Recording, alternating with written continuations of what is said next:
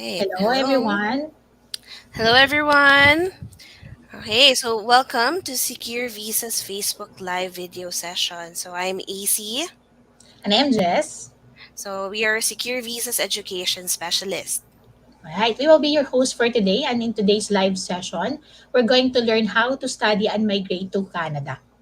Right. So some of our school partners will join us. So later in in the presentation, they will share with our viewers what are the programs that the school offers, how much are the tuition fees, who are qualified to take their programs, and what school is the best fit for you. So stay tuned. Okay, wow. Are you guys excited? Hindi lang iisa, no? Kundi 5 school partners yung feature natin today. All right. So yes, and in 3 minutes we will start our presentation. So while waiting for others to join in, I want to know your location. So can you please type in the comment section where you are right now? Yes. All right, right now we are 30 yung viewers natin so far, AC. All right. So Okay. welcome. Keep on coming.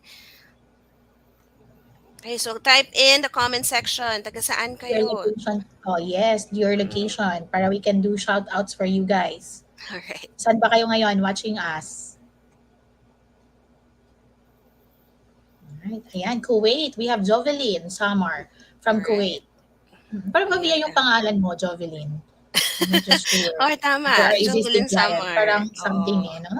Parang mga existing client natin or ano. Ayan, Correct. hello. Oo. Hello, Jovelyn. So right now, Jovelyn, since nasa Kuwait ka, you're on your weekend, right? Weekend dyan sa inyo ngayon. Oh. You Oh, also tama. have, Existing client nga si Jovelyn. yes, diba? Alright. Sa So, pamilya si yung name eh.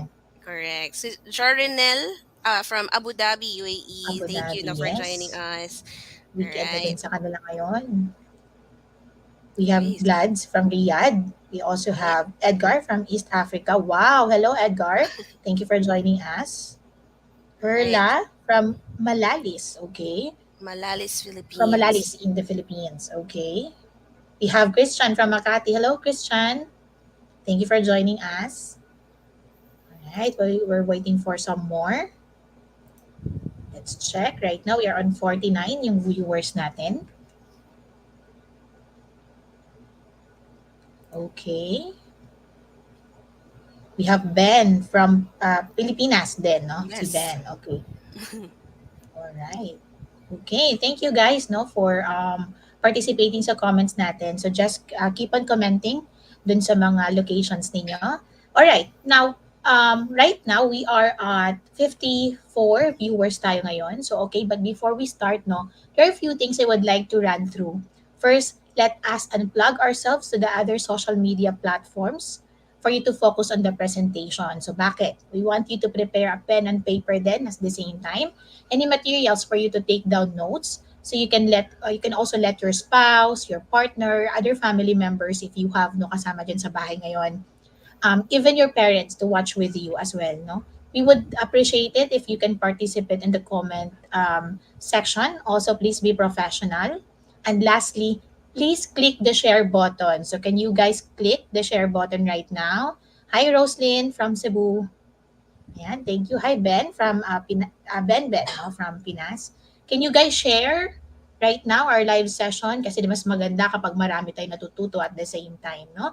At Correct. malay natin, baka naman may mga friends, mga kakilala kayo dyan, relatives na kapag nag-share kayo, interested din pala sila no, to migrate to Canada. At least natulungan natin sila to get informations Mm-hmm. right now. Right?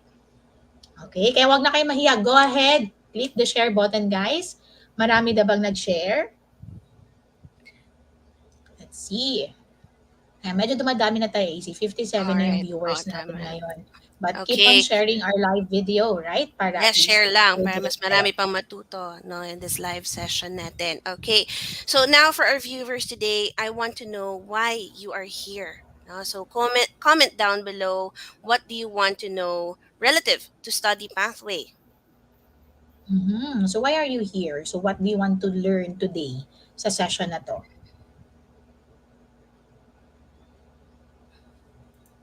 Perla. So later, Perla, one of our school partners will join us. So malalaman natin what it does it takes to be an international student, no, to qualify. Mm, So just stay tuned. Mamaya malalaman mo yung sagot dun sa question mo. Hi, Joel from Saudi. Thank you for joining. Can you guys comment kung ano yung reason? What do you want to learn today? Bakit kayo nag-join itong live session natin? Learn Student Pathway with Open Work Permit. Wow, from Mm-mm. Tessa. Hi, Tessa. Yes, thank you for that. Okay, so yes, malalaman natin yan today no, about the Open Work Permit. Sino ba yung qualified dito? Gaano ba katagal yung eligibility for the Open Work Permit? So, some other questions, some other comments na gusto nyong malaman today aside from Tessa?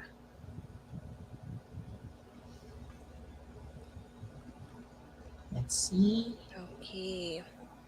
So far si Perla nga, no, gusto niya pwede po yung anak, kung pwede daw ba yung anak na nasa Cebu. Pag nag-work pero degree holder Pero. siya. Oo nga, pero pala yan. Alright. Okay. Okay. Roslyn, gusto malaman about the whole process. So, to the Mm-mm. best roasting to stick from start to finish kasi nandun talaga yung way natin to know everything. No? So, Oo, share gusto namin niya yan. malaman din yung expenses, no? Yes, we'll cover Mm. that as well later on. Alright. So, interested. Si Venzi, watching from Surigao del Norte, ex-abroad din siya from KSA Mm. and UAE. Alright. So, later po yung mga questions, no? So, we'll address them later. So, stay tuned lang. Alright. So, thank you for your comments. So, of course, this presentation is for you, no? Number one, if you want to secure your future and your family's future by migrating to Canada, but you're confused and don't know how to start. No? Number two, if you have been trying your luck in your Canada student visa application, but still you can't get an approval. Number three, so if you want to know how Canada student visa works, karamihan, nandito, no? Ito yung gusto Yes, karamihan malaman. yata na. Oo. So, you got a refusal from your Canada PR application because you did not reach the required points. Okay. Oh. Then, number five, if you have been trying to look for a job in Canada, but employers are ignoring you. And Mhm. finally, if you want to know other ways to immigrate to Canada that many migrants experience. So if isa ka sa nabanggit ko, stay tuned. So this will be a learning session for you. Wow, okay. So, just comment down below no, kung isa kayo doon sa nabanggit kasi definitely malalaman nyo kung paano namin kayo matutulungan later on. So, listen guys, no, let me just strengthen things out, no, be upfront with you guys bago tayo mag-proceed with our discussion proper. Just to be clear, we are not, ulitin ko lang, we are not a recruitment agency that offers jobs in Canada. We are a consulting agency that helps aspiring migrants to live permanently in Canada. Together with our immigration experts and immigration lawyer, we are here to help and guide you. Now, if you're looking for a free assistance to migrate to Canada, I am sorry, this presentation is not for you. You may please exit this live video, um, FB Live. Okay? All right. So also, Jess, this presentation is not an immigration advice for viewers because this does not serve as a guarantee that you will get a resident visa in Canada. So there are no Yes. shortcuts, diba? So Mhm. change is never easy. So is migrating. No? So some took a year or two before they become successful in Canada. But one thing is for sure, we are not like the other agencies who promise heaven and paradise for you. No, but we are here to work with your dreams, and together we will do this with you.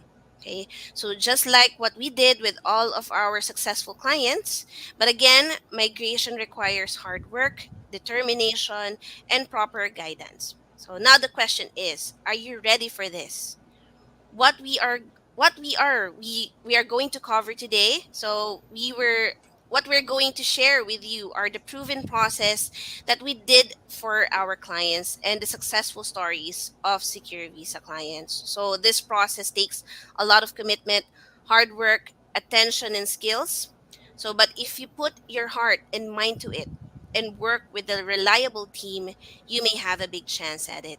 No, so now I want you to type in yes, no, or click the Yes. heart button if this is clear to you and if you are ready to do this. Yes. Ayan, nauna na si Perla. Nag-yes na si Perla, I see. Yes na si Perla. All right. All Heart right. button din, no? So click the heart Yes, button or pa-heart type in din. yes kung clear na clear sa inyo ito. Ayan, che. Um, Yes din daw si Che. So let us know if it's clear with you guys kung All ano yung right. reason why Si we're having this Jorinel, discussion. yes. John Ann, Yan. yes. Mhm. Ayan. Okay. Now, but you might be wondering, no, does the study to permanent residency really works? No? Is this presentation worth your time? So baka marami sa inyo dyan ang nagtatanong din. So, AC, let's check. All right. So take a look at this article from Immigration Canada. So according to Canada Immigration Minister Sean Fraser, sa kanya na mismo galing to, no? So the Canada government is planning to give international students a route into permanent residency. So our message to international students and graduates is simple. We don't just want you to study here. We're hoping to create pathways that allow you to stay here and make a lasting contribution beyond your academic career. So he said this during an interview last March of 2022. Wow, AC, imagine this message straight from the minister himself, no? So Correct. hindi sila nagbibiro sa plano nila for international students. Kagaya ninyo sa mga aspiring international students who are joining us right now dito sa discussion natin. Kaya nga, I want to unveil the recent data from Canada Immigration showing that there's a massive approval of PR applications for those who studied in Canada. So let's just take a look. Ayan. So just take a look at the graph no, that I'm sharing right now. This graph shows that the Canadian PR applications approval rate from 2016 to 2021. What's very interesting about this, if you can see, from January to October of 2021, imagine 97.5% of international graduates who applied for permanent resident in Canada were successful. No? So 97, almost 100%. Again, that is 97.5%, guys. That is nearly 130,000 former study permit holders were approved for PR on the same time period. Amazing, right? All right. So this shows that former study permit holders are approved for permanent residence at an extremely high rate. No? So Wow. they're more likely to be approved than other applicants who did not study in Canada. Okay, and they're being approved in greater and greater numbers. So, and this is part of the Canadian government's efforts to rapidly scale up immigration. So, guys, Canada needs immigrants, and international students fit that need. So, and this is the reason why many are taking the study permit pathway. Not only Filipinos, but other nationalities as well. Yes. No, Mhm. so data doesn't lie, guys. No, so this statistics came from the IRCC website. So the Canadian Immigration mismo galing yan data na yan. Right. Yes. All right. Now, let me introduce to you some of our clients to who clients process rather by our immigration expert and RCICs. They were able to get good results because of the study pathway. Okay. Meet the 𝗬𝗓 family in 2020, January 2020, they signed up with Secure Visa. And in year 2021, Chris flew to Canada to study. Before, he was an OFW from UAE. So, meron dito kayo na nag-join from UAE. So, ayan. So, he knows there is no way that they're able to obtain permanency or citizenship in UAE. No? So, yun nga yung napaka-sad. Kahit na gaano ka nakatagal no, sa UAE, para mahirap talaga ma-achieve yung tinatawag nilang um, security. No? Yun yung palagi nating hinahanap na security talaga. He knows that there's a big chance he will have a permanent resident in Canada using the study pathway. Look at them now. His family are now PRs and working out their Canadian citizenship. The family is now safe and secure with their future. All right. So another one, our colleague here in Secure Visa mismo, no? Her name is Anna. Okay. So this is Anna. She is our subject matter expert, so documentation analyst siya here at Mhm. Secure Visa. So Anna did the study pathway and flew last 2021. She brought her husband and four kids while studying. And because she trusted the study pathway and took this opportunity, she is now enjoying her life in Canada with her family. Okay, so just recently, they consulted our RCIC and found out that the whole family are ready to apply for permanent resident status. So not only the Esguerra family or Anna took the opportunity. Yes, we also have here Sheila from the Philippines, AC. She moved Mm, to Canada in 2018 via student visa as well. Then after 3 years, Sheila and family are now permanent residents in Canada. Another result that you can expect, another Filipino who trusted the study to permanent residency pathway. all right. Also, another one, no, Chantal, one of our students as well. So Chantal arrived in Canada in August 2018 via student visa. Then in 2021, she is now holding a permanent resident status. I mean, how amazing is that? No, I am not promising this will happen to you. No, no, it is pure hard work. But does the study to permit resident work? Yes, it does. No, so it Yes. happened to a lot of Filipinos and clients, and of course, you can also do that. But again, it's really hard work. Yes. So meron tayo another student, si Earl naman. Work in the Philippines in a top financial institution. Arrive in Canada with his family, February of 2021, via student visa during the pandemic. They were assessed by our RCIC and confirmed that Earl is qualified to apply for PR after finishing his studies. And having a Canadian qualification will greatly increase his points for PR application. So this process, the study to PR really works. All right, so listen, there's no better time to start your plan to move to Canada but today, no? Kung Mhm. pinakikinggan niyo ngayon ito, no, with us, you are in the right place. Now is the perfect time. Why? Mhm. No? Kasi the government of Canada raised their immigration target for 2022 and is looking to accept more than 1.3 million new permanent residents from 2022 to Wow. 2025. So now Mhm. is really the perfect time to start your migration. So type in yes if you agree. Yes. Yes na yes ako, AC. Can I type in yes for the Ako rin, migration? no? Gusto ko din mag-yes. All Yes, caps to be pa. part dun Yan. sa 1.3 million na yan. So, All ayan. So, right. go Type ahead. in yes Type if in you yes. agree. Yan, si Yan, si Dwayne. Train. Sheila, yes daw. Wow. Elmore. Elmore. And si Ben. Okay. Ayun, si Kirk Kirk Orwell, Orwell. good Good afternoon. afternoon. Laura Del, yes. Geraldine, yes na yes. So, wow, ang daming nag-yes, Ang no? So, dami thank you for that. nag-yes. Kaya nga nila binigyan ng maraming pathways ang mga international students sa Canada na makapagtrabaho at mamuhay kasama ang kanilang pamilya sa Canada.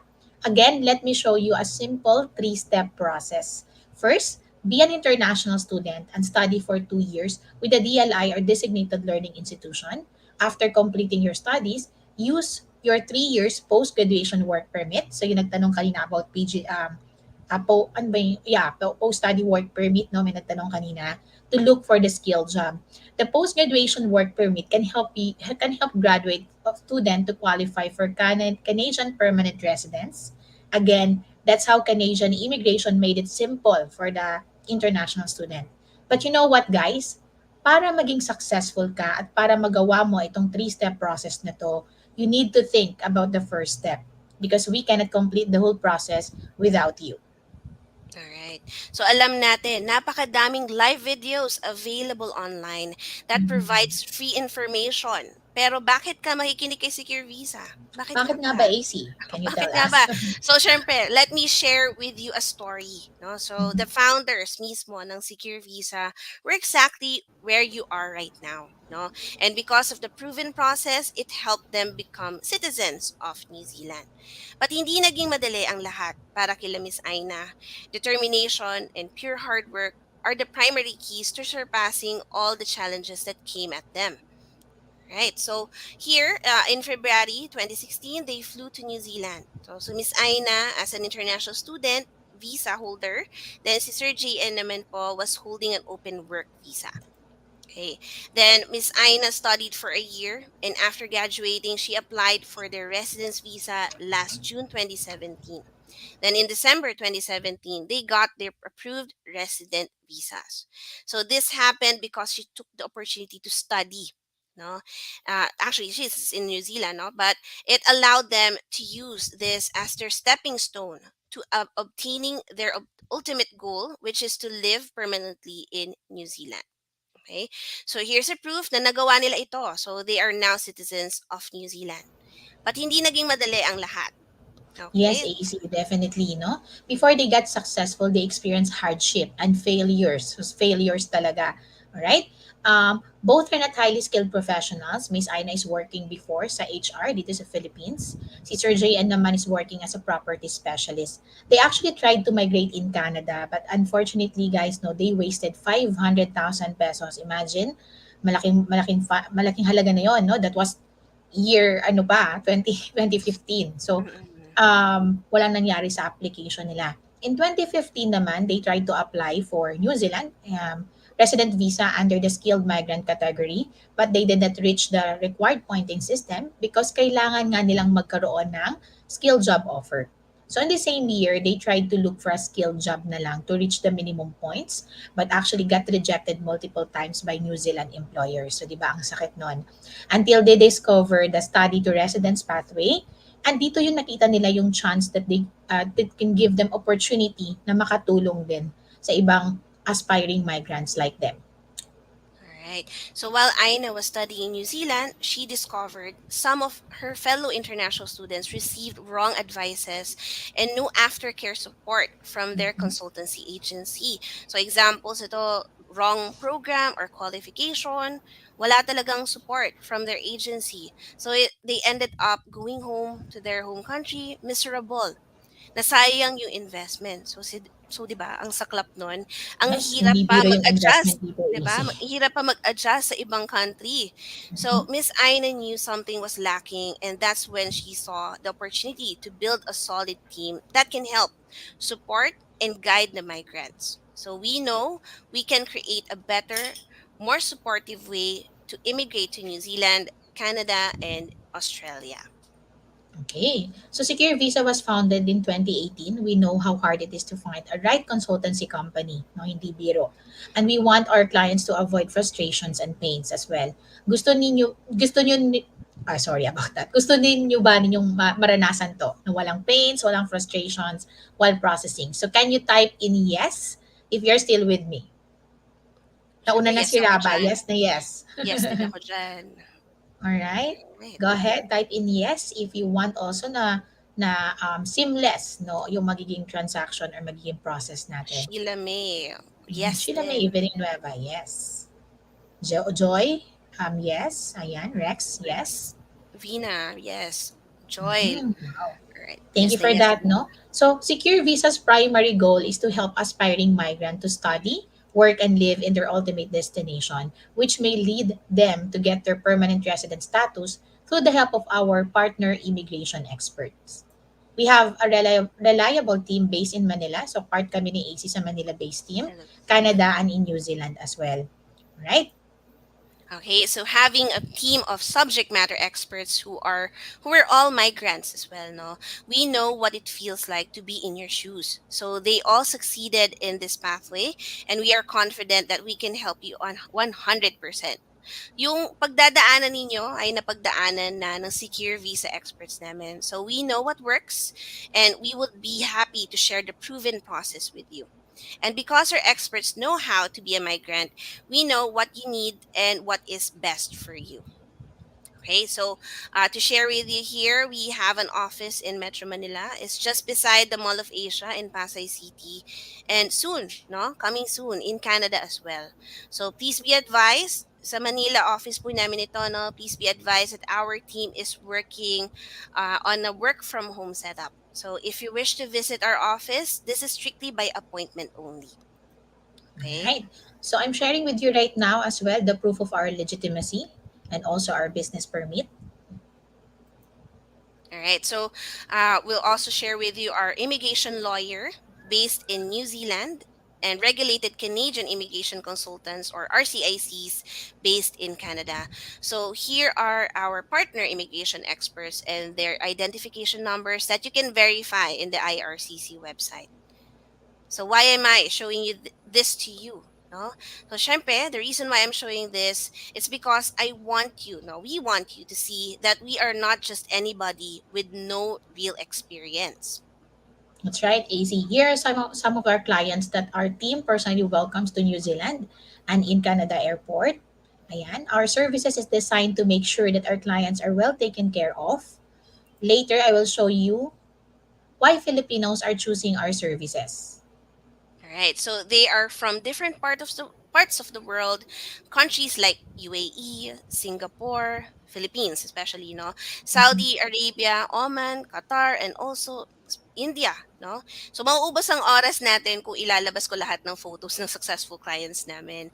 So, yan, But these Jess. are all the clients who trusted the process, and we are proud to say that we are part of their successful journey. All right. So let's discuss the four reasons why studying in Canada is the popular way to get a permanent resident status in Canada. So a lot of Filipinos and even non-Filipinos are studying in Canada because of the immigration opportunity. No? And there are a lot of benefits when you study. So are you guys ready to know why a lot of aspiring migrants are willing to invest their time and money in this wonderful opportunity? Do you also want to know how to increase your CRS points to obtain PR in or permanent residency in Express Entry? So let's start with the number one reason. Wow, the number one reason, no, studying in Canada is a popular migration pathway because after graduation, international students in Canada are allowed to apply for post-graduation work permit, or they call it PGWP, valid for up to 3 years, meaning you can stay up to 3 years in Canada after you finish your school. And with the PGWP or postgraduate work permit, you are free to decide which employer you want to work for. You can also work full time, 40 hours weekly, 40 hours per week or more, and you can work anywhere in Canada. So yes, no, anywhere in Canada. Plus, you can gain Canada work experience that will lead you to apply for permanent residency program. So, how can you get the post-graduation work permit? Isa to sa mga usual na tanong sa amin.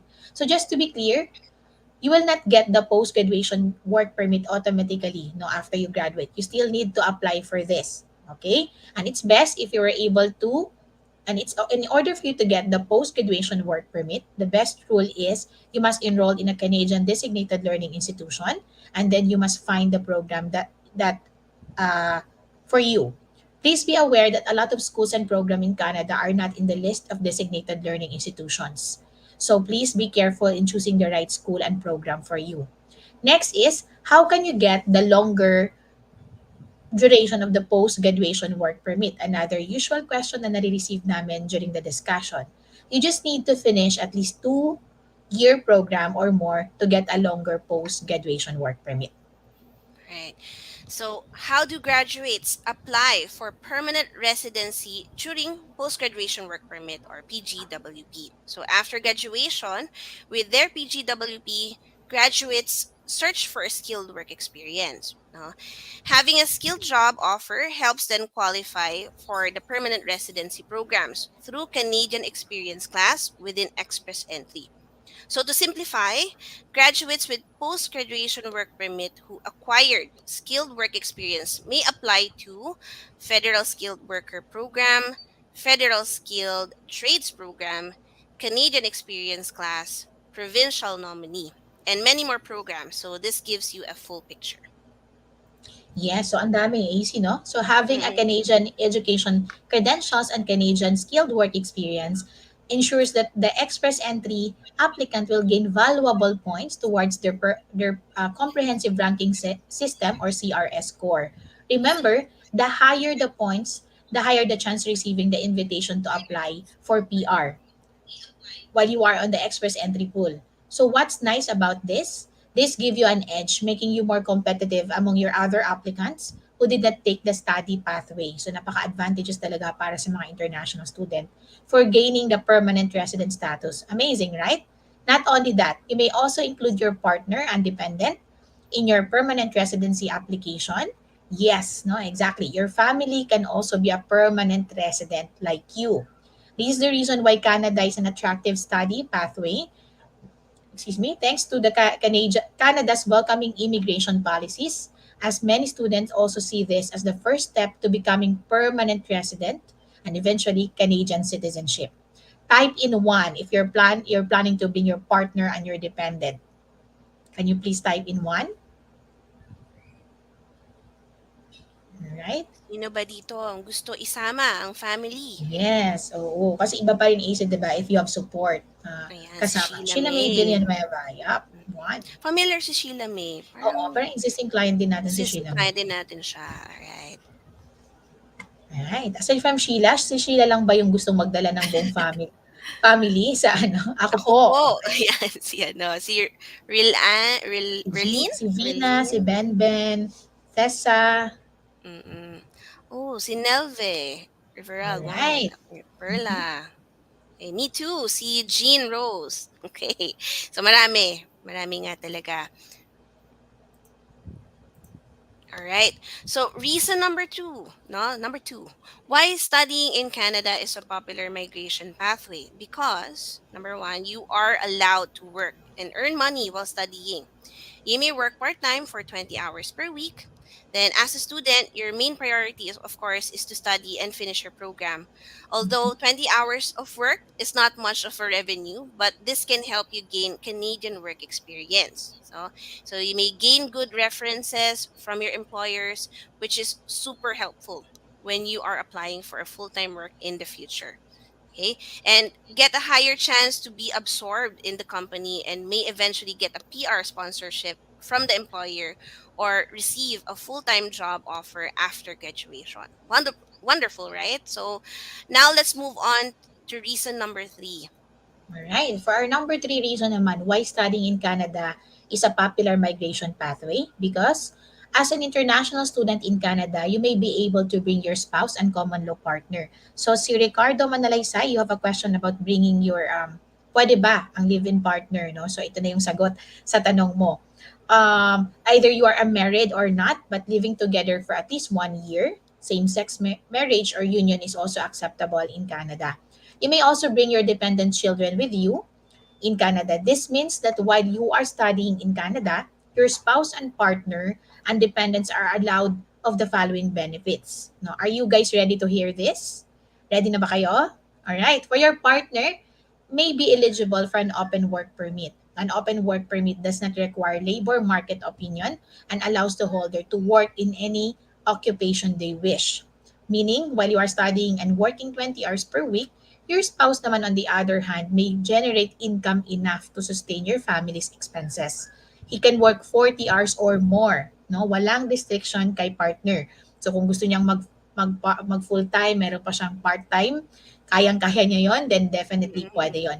Furthermore, because of Canada's welcoming immigration policies, your spouse may also be the principal applicant for the family residency application while you are studying. Meaning, when he or she holds the skilled job offer for a Canadian employer, she may be qualified for one of the express entry programs. This gives your family an advantage to obtain permanent residency in a short period of years, as you don't have to wait until you completed your studies. Wow, right? Ganda nun, no? Tama yun. So, now we are not done yet. Given that Immigration Canada's strong stance on family unification, your dependent children can also accompany you and they will be able to attend Canada's free world class public schools without the need for a student visa themselves. So, Mhm. okay, so they can study from age 5 to 19 years old. Of course, your dependents are also allowed to be included in family residency up to 24 years old. And not to mention, for those OFW viewers, no, I know how hard it is to be away from your loved ones, especially from your children. So, study pathway can give you a chance to be united with your children. No? So, be with them while you are building your future in Canada. After all, Canada is serious on family unification.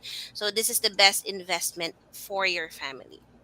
Right. So here are the two most common questions when bringing your family.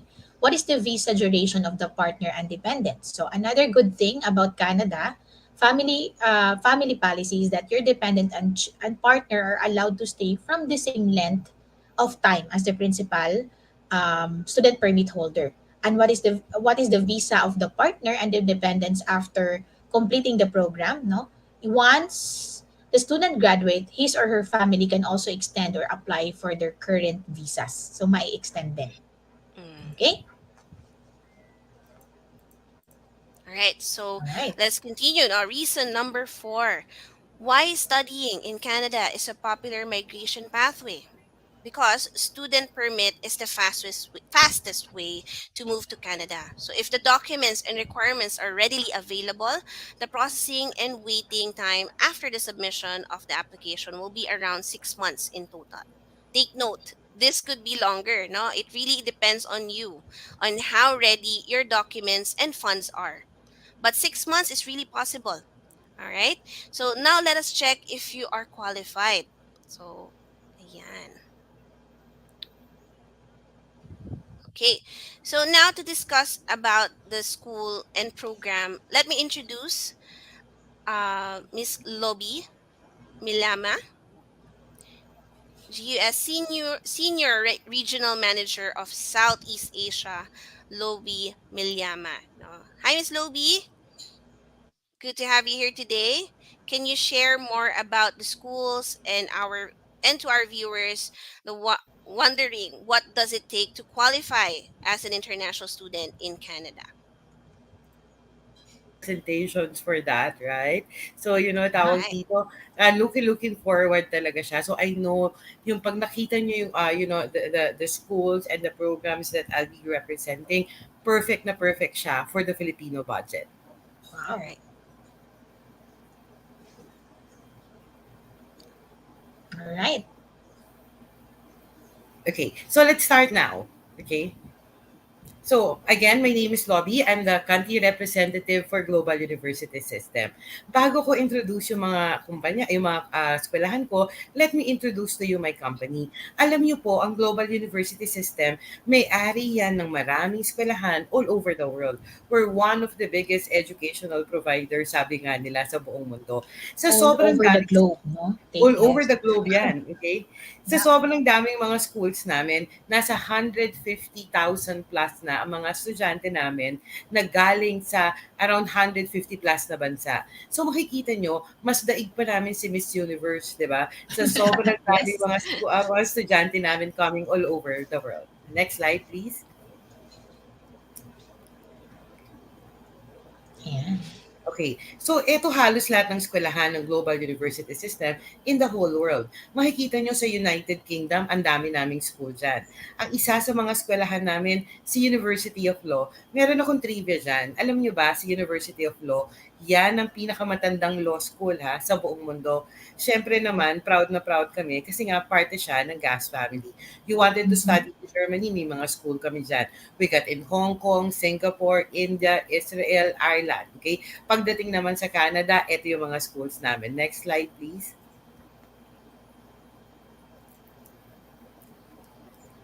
Okay, so we have currently around 7 institutions in Canada. We got Fleming College, Toronto, Canadian College of Technologies and Business, Toronto School of Management, University Canada West, Niagara College, Toronto. We got the Language Gallery, and of course, ang Trebas Institute. Next slide.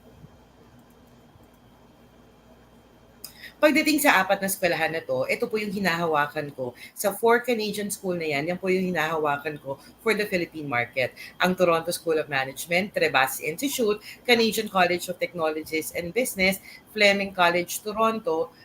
Okay, so Trebas Institute, diba? Alam niyo po, itong apat na eskwelahan na yan, okay, can we go back to the last slide, please? All right. Okay. Itong apat na eskwelahan na yan, tawag dito, yan po ang may pinakamurang tuition fee when it comes to Canada, guys. The lowest tuition fee in Canada. Bakit ba kami nagkaroon ng mababang tuition fee sa Canada?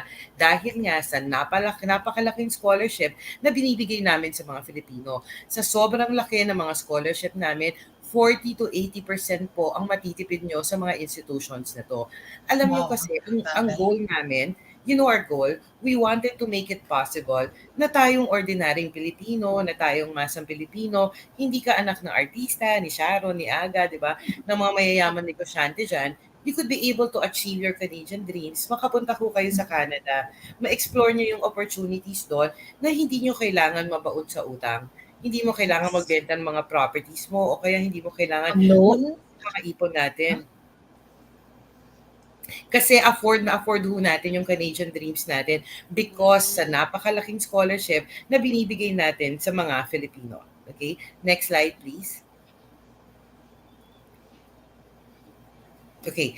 So ano ba yung common denominator pagdating sa apat na eskwelahan ko na hinahawakan sa Canada? Ang Fleming College Toronto, ang Toronto School of Management, nasa Toronto po siya. Ang Montreal po, nandiyan ang Trebas Institute. At ang Vancouver, nandiyan naman ang Canadian College of Technologies and Business. Ang common denominator po nila ay nasa tatlong pinakamalaking cities sila ng Canada. Again, they are located in the three largest city of Canada. Ang Toronto po, niyan po yung kanilang Metro Manila pagdating sa Canada, the biggest city in Canada. Si Montreal, yan naman ang kanilang Cebu, kung saan nasa ng Trebas Institute. At ang Vancouver naman, nandyan si Canadian College of Technologies and Business. So parang yun yung Davao natin. Gaano ba ka-importante ang lokasyon pagdating sa isang international student?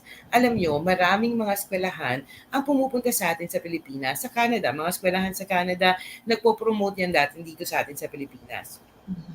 Pero pakiusap ko sa inyo, mag-research kayo. Kasi pag nag-research kayo, isa lang yung malalaman nyo. Karamihan sa mga eskwelahan na yan, nasa probinsya ng Canada. Alam nyo po, yung probinsya ng Canada, parang probinsya lang din sa atin dito sa Pilipinas. Bukid, puno, di ba yung mga ganyan siya. So katulad ng mga probinsya natin, kakaunti ho yung mga tao, kakaunti ho yung mga negosyo. Marami ho mga Pilipino ang nainganyo na pumunta sa mga lugar na yan. Tawag dito, 3 buwan na, 6 na buwan, minsan 1 taon pa, wala silang makitang trabaho. Kasi nga, kahit anong kembot ang gawin mo, walang work opportunities eh. Di ba parang dito lang din sa atin sa Pilipinas. Naubos yung ipon nila, nagkautang-utang pa sila. Hindi katulad sa tatlong pinakamalaking cities ng Canada, 24 hours po gumagana ang kanilang ekonomiya. So 24 hours may trabaho na available sa iyo at sa pamilya na dadalahin mo dyan sa Canada. So again, location ho ha, napaka-importante yan pagdating sa isang migrante o isang international students. Next slide please.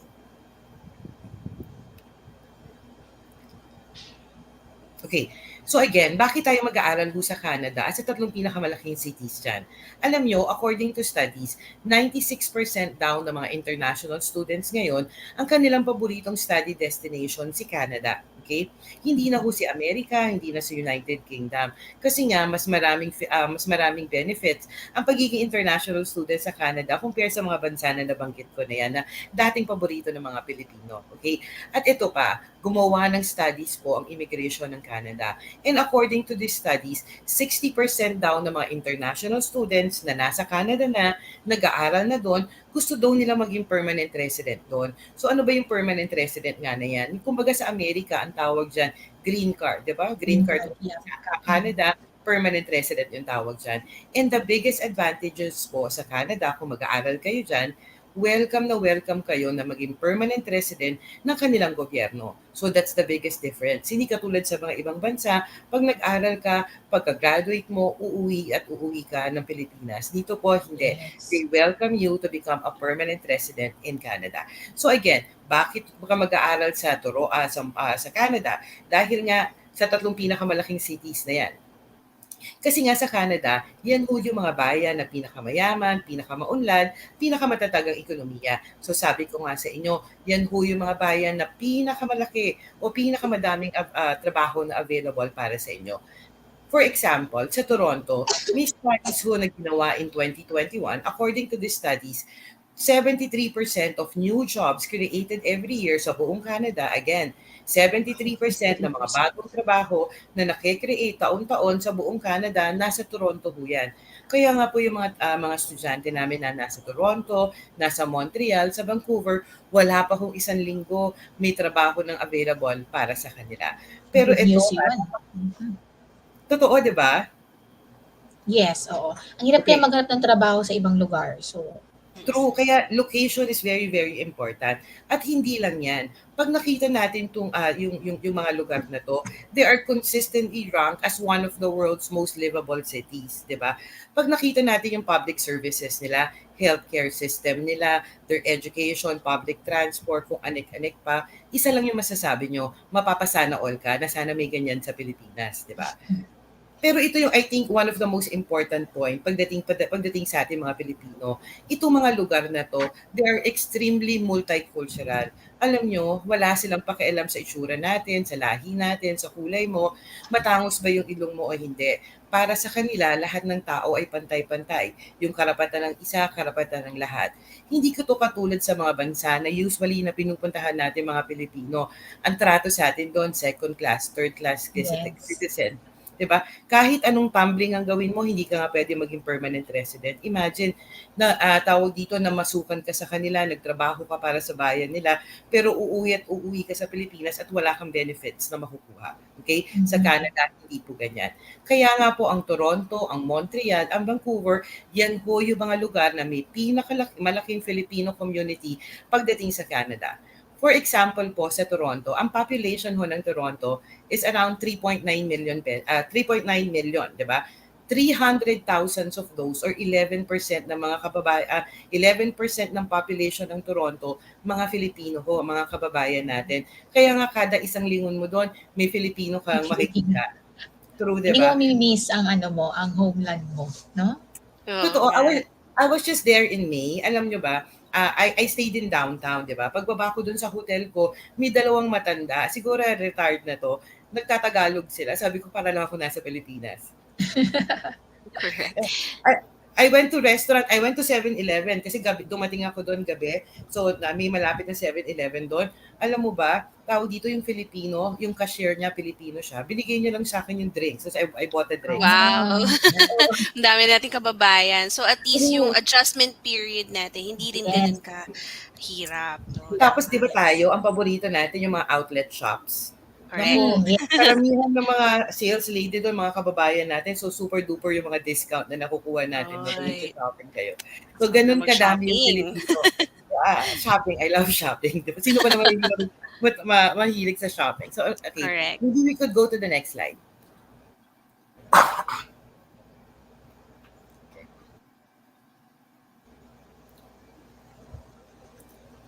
Okay, so meron kaming surprise sa inyo. Meron ho kaming dalawang eskwelahan. Ito po yung Toronto School of Management na nasa Toronto, Canadian College of Technologies and Business na nasa Vancouver. Itong dalawang eskwelahan ho namin na to, meron kaming tinatawag na co-op experience. So ano ba yung co-op experience na yan? Applying classroom theory. Kung ano ho yung natutunan natin sa classroom, pinapractice lang natin. Kaya ang tawag natin dyan, practicum, on-the-job training, or internship. At ang maganda ho dito sa mga internship na yan, may bayad ho siya. So habang nag-aaral tayo, kumikita tayo. At alam nyo ba kung magkano yung bayad dyan? Katulad po sa Vancouver, kung nasa ng Canadian College of Technologies and Business, 15.65 per ora. Actually, 16 na nga siya ngayon. Alam nyo ba yung per ora doon sa kanila? Halos 2 araw mong tinabaho sa atin sa Pilipinas. Yung isang araw na magtatrabaho ka dito sa Canada, halos 2 linggo mong tatrabahuhin sa Pilipinas. So, ibig sabihin nito, habang nag-aaral pa lang tayo, dahil sa co-op na to, na kumikita tayo, nababawi natin lahat ng ginastos natin, nakakapagpadala tayo ng pera sa mahal sa buhay natin sa Pilipinas, 'di ba? So again, it changes your life already. Imagine, para ka lang nag-OFW, pero you gain a Canadian work experience, you gain a Canadian, tawag dito, international recognized diploma. Class. So Yes. ang maganda pa dito, yung tarpaulin sa labas ng bahay nyo pagka-graduate mo, 'di ba? Canada. Oo. Isang, Tama. isang barangay na natin na makikita na nag-aral ka sa Canada, sino ang winner doon, 'di ba? Yeah. Correct. Ayan. So again, dahil sa co-op na to, kumikita tayo. Dahil sa co-op na to, it changes our life. So again, next slide. Let's go to my next school. So my school. Let's go to Canadian College of Technologies and Business na nasa Vancouver. One thing I'm proud of regarding Canadian College of Technologies and Business, yan po ang eskwelahan sa Canada na may pinakamababa kami na tuition fee. Again, the lowest tuition fee in Canada. Wala ho kayong makikita na kasing baba ng tuition fee namin. Okay? Ang savings natin is 80% compared to other institutions in Canada. Marami kaming programa sa CCTV o sa Canadian College of Technologies and Business. We got IT programs, we got marketing, we got hospitality, we got business. Pero ngayong araw na to, yung dalawang programa na ipepresent ko sa inyo sa CCTV, yan ho yung dalawang programa kung saan pinakamababa po ang tuition fee sa buong Canada. Siyempre naman, pumunta na tayo dun sa kung saan tayo makakatipid. Tayo mga Filipino, mahilig tayo sa mga sale o sa mga discount na yan. So, ibibigay ko po sa inyo yan. Next slide. So ano ba yung mga programa na meron kami na may pinakamababa na tuition fee? Ito po yung Diploma in Business Management, may co-op, so may internship po siya. Diploma in Hospitality and Tourism Management, may co-op po siya. So ang tawag po namin dito, work plus studies. Ang tanong, sino ba yung pwedeng kumuha ng business management? Yung business management po, napaka-universal na programa na yan. Kahit ano yung background mo, healthcare, IT, engineer, pwede kang kumuha dyan sa business management na yan. Bakit? Lahat ng kumpanya na pinapasukan nyo, ospital, pharmacy, engineering, IT firm, yan, lahat ho yan negosyo. Lahat kailangan kumita ng pera para may pangsweldo sa inyo. Kung gusto yung tumaas ang position nyo dyan, maging supervisor ka, manager, pati na presidente, kailangan mo ng management skill. Kasi humahawak ka ng tao, humahawak ko ng negosyo. So yung business management, kahit anong background, pwedeng-pwede ho tayo dyan. Pumunta naman tayo sa hospitality and tourism management namin, di ba? Alam nyo, pagdating ho sa hospitality and tourism, sa buong mundo, wala hong tatalo dyan sa Filipino. Tayo po ang namamayagpag dyan. Makikita nyo po ang mga Filipino sa mga hotel, sa mga restaurants all over the world. Nakakita na ba kayo ng cruise ship na walang Pilipino? Parang wala. Diba? So again, Hindi, walang Pilipino. walang Pilipino, di ba? Makikita mo mga cruise ship na halos Pilipino po yun nandoon. So again, pagdating ko sa hospitality and tourism na yan, isa ho yan sa programa na paborito ho na kinukuha ng mga kababayan natin sa CCTV. So again, ang tawag ho namin dito, work plus studies. Alam nyo ba, 2.5 taon ho ang mga programa na yan. Okay? Sa 2.5 taon na yan, 11 months lang ho kayo mag-aaral. Kung saan 11 months lang kayo magtatrabaho ng part-time. The rest of the year, the rest of the 2.5 years, naka-full-time job ho tayo doon. So, daig nyo pa ang mag-OFW dyan sa Canada na yan. So, imagine, mas mahaba pa yung oras mo that you could be able to work full-time kaysa sa part-time na yan. At tandaan natin, mataas ho ang kanilang minimum wage doon. Kaya ngayon ang mga estudyante namin, updated sila sa iPhone, di ba? Samantalang ko ang cellphone ko ay kung ano-ano lang dyan. Okay, pumunta tayo sa magkano. Magkano ba siya? Di ba sabi ko sa inyo, 80% ang discount natin compared to other institutions in Canada. Ang tuition fee ho namin sa 2.5 taon, total na yan 10,500 Canadian dollars. I think si Jess, si AC, makikita natin that's the common tuition fee sa isang semester sa isang public school sa Canada. Yes. Okay. Tama. Ito po, 2.5 years na siya. Okay? Sa Total Canada na. po, ay 18,000 to 21,000 ho ang common ngayon. Kami ho sa isang taon, 4,000 lang ho kami, 4,000 Canadian dollars. Okay? So ang savings nyo sa amin, 80% compared to other institutions there. Ito pa, tawag dito, i-compare pa natin siya sa mga tuition fee dito sa mga malalaking school sa Pilipinas. Do you have any idea kung magkano sa LaSalle at saka sa Ateneo? Mapapaubo na lang ako kapag nalaman. Diba? Nasa Mataas 200 talaga. 200 to 300,000 sila sa isang taon. Alam niyo ba kung magkano lang ang tuition fee namin per year? 160 to 170,000 pesos lang kami Wow. per year. So mas mura pa ho na mag-aral kayo sa Canada kaysa dito sa Pilipinas. At ang maganda doon, nakakapagtrabaho ho kayo doon, 'di ba? Dito sa Pilipinas, kahit na anong trabaho mo dito, hindi mo kayang pag-aralin yung sarili mo ng bonggang-bongga sa Lasal at sa Ateneo na yan, 'di ba? Yeah. So yan, 4,000 Canadian dollars or 160 to 170,000 pesos. Depende sa conversion rate yan, di ba? So again, sabi ko nga sa inyo, ang goal natin, we wanted to make it possible na tayong ordinaryong Pilipino, tayong masang Pilipino, we could be able to achieve our Canadian dreams. Usually kasi yung utak natin, ay pupunta ako ng Canada, gagastos ka ng milyones. Hindi po, di ba? Yes. Hindi nyo kailangan ng milyones in order to go to Canada kasi afford nyo po yung Canadian dreams natin. So again, this is another option sa inyo. Hindi porket tawag dito, hindi ko kailangan parang hindi ka naman anak ni Aga, ni Sharon, na politiko dyan o mayayaman negosyante, di ba? Usually yun lang yung nakakarating sa ibang bansa makapag-aral. Ito po, this is para po sa ating lahat na Pilipino, di ba? Okay, next slide please. Alam ko, mababa na yung tuition fee namin, di ba? Pero ang tanong dito, kaya niyo bang mabuhay sa Canada? Kasi medyo mataas ang cost of living doon compare sa atin. So ang ginawa namin, we calculated magkano ba yung kikitain nyo habang kayo'y nag-aaral at nagtatrabaho at the same time dyan sa Canada based sa minimum wage ng Vancouver, which is 15.65 per ora, di ba? Sabi ko nga sa inyo, yung per ola nila, halos 2 araw mo ditong trinrabaho sa Katrabaho. pagkita. Diba? Yes. Okay. Habang ikaw ay nagkaklase, yung nasa classroom tayo, lecture yan, 11 months yan, pwede kang kumita dyan ng 15,000 Canadian dollars.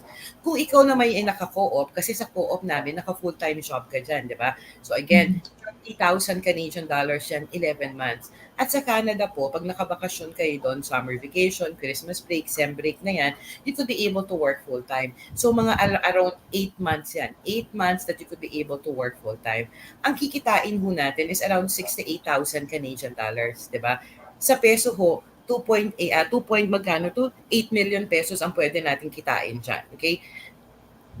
Magkano ba yung tuition fee mo? 10,000 Canadian dollars. Ibawas na natin dito sa 68. So may 58,000 Canadian dollars. Bawing-bawi ka na. Diba? Tapos another thing, magkano ang cost of living mo doon? Sabi ng Canadian government, kailangan mo daw ng 10,000 Canadian dollars a year para sa bahay mo, pagkain mo, sa transportation mo, at yung mga cost mo dyan sa Canada na yan. 2.5 taon ka nandoon. Kailangan mo ng 25,000 Canadian dollars. I-minus pa natin sa 68,000 na yan. Alam nyo ba, may sukli pa kayo na 32,000 Canadian dollars? Yes. Almost 1.4 million pesos pa ho. Lahat ng gastos nyo, nabawi nyo na from your tuition. We're just talking, nag-aaral ka pa, no, Miss Lofi? Nag-aaral Hindi ka to pa lang yung nito, after. Yes. Andito kasi sa amin, since mababa yung tuition fee namin, may kita sila, di ba? Yes. That's the reasons here. Kasi ang baba-baba ng tuition fee namin. Kaya yung tuition fee na yan, malaki yung factor niyan. Okay? Location, tuition fee, at kung anong anak pa dyan sa Canada. So again, may sukli ka pa na 1.4 million pesos.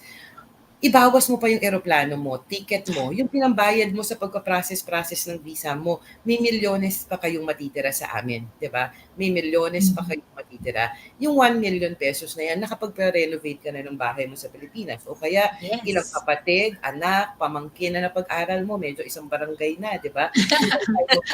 So it changes your life, it changes the lives of your family. Nag-aaral ka pa lang. At of course, yung Canadian work experience mo doon, you get to be able to explore the opportunities in Canada. Nakagulong-gulong ka na sa yelo, di ba? Pwede ka nang kumanta ng Let It Go na may totoong yelo. Right? Tapos dito, at of course, wag natin kalimutan ang tarpaulin sa buong barangay natin. Kailangan nakapaskil ang tarpaulin talaga, Miss Lo. True, diba? Tarpaulin talaga. Yan. So again, lahat ho ng ginastos nyo, nabawi nyo. Lahat ho ng tao dito, ang maganda dito, hindi mo lang siya nabawi, may sukli ka pa, may return of investment ka. So ibig sabihin nito, wala hong talo. And again, the possibility na maging permanent resident ka sa Canada, which is secure visa, could be able to help you along the process, di ba? So yan ho, wala hong talo ang Canadian dreams natin. Okay, mababa na nga yung tuition fee namin, pero alam nyo ba, ginawa pa namin kaabot-abot ang CCTV para sa mga Filipino. Nagbigay kami ng payment options. So yung 10,000 na yan, hindi mo ilalabas lahat yan. Okay? Ganito. Can we go to the payment options, please? Pumunta tayo sa option 2. Sa option 2, ang ilalabas nyo dito habang nasa Pilipinas kayo, 50% lang ng tuition fee nyo. So mga 5,000. Yung natitirang 50%, sa Canada nyo siya babayaran. Ang tanong, kailan mo siya babayaran habang nasa Canada ka? Babayaran mo siya on the 7th, on the 8th month.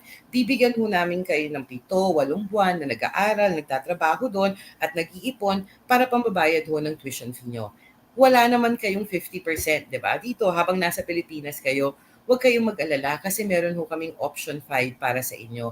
Sa option 5 po, magbabayad kayo ng 25% lang. 25% at ang 75% po sa Canada natin siya babayaran. Nagbigay ho ako ng sample computations. Can we go to the next slide, please? Okay, makikita nyo po ang tuition fee natin for 2.5 years is 10,500 Canadian dollars.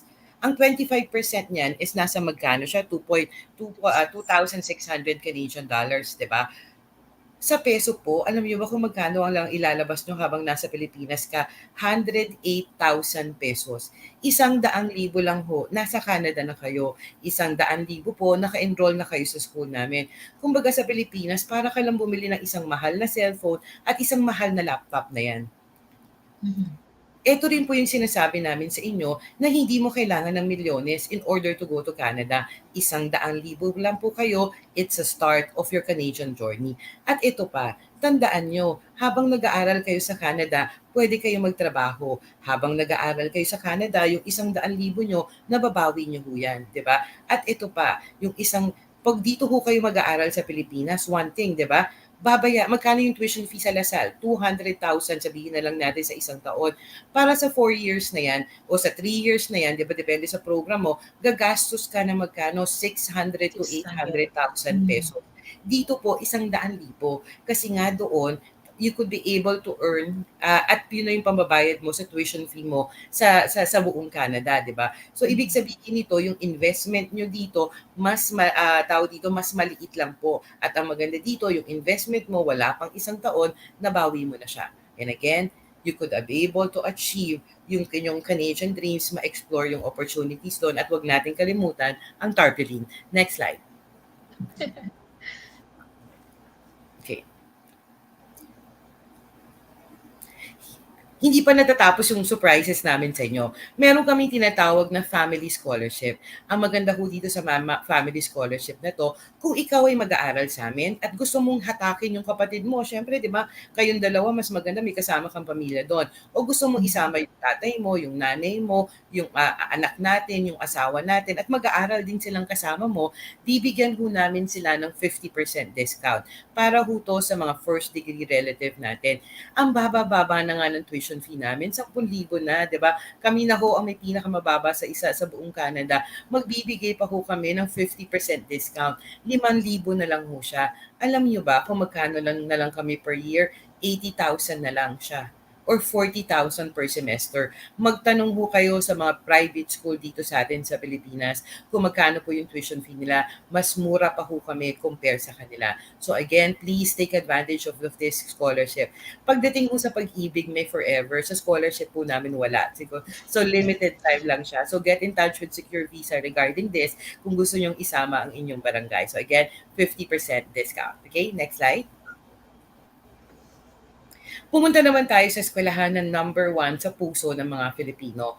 Pagdating ho sa number 1 private school na pinakamaraming Filipino students sa buong Canada, yan po ang Toronto School of Management. So again, kami po ang may private school na may pinakamaraming Filipino students pagdating dyan sa Canada. So bakit ba kami naging number 1? Tandaan nyo, ang pinakamarami kong Filipino sa buong Canada, nasa Toronto ho yan. Diba? The biggest Filipino community in the whole Canada, that is in Toronto. At sa Toronto ho, wala ho pong bababa sa tuition fee ng Toronto School of Management. Kaya mahal na mahal ho kami ng mga kababayan natin dyan sa Toronto. So katulad din ni CCTV, ang ibibigay ko ho sa inyo mga programa, next slide please, yung mga 2 programa namin na may pinakamababa ng tuition fee. Siyempre, doon tayo kung saan tayo makakatipid ng bonggang-bongga. So ano ba yung mga programa na yan? Pareho lang din po ni CCTV. Meron ho kaming business, which is the Digital Business Management, at Diploma in Hospitality Operation Management. Parang ano din siya, Hospitality and Tourism din po siya.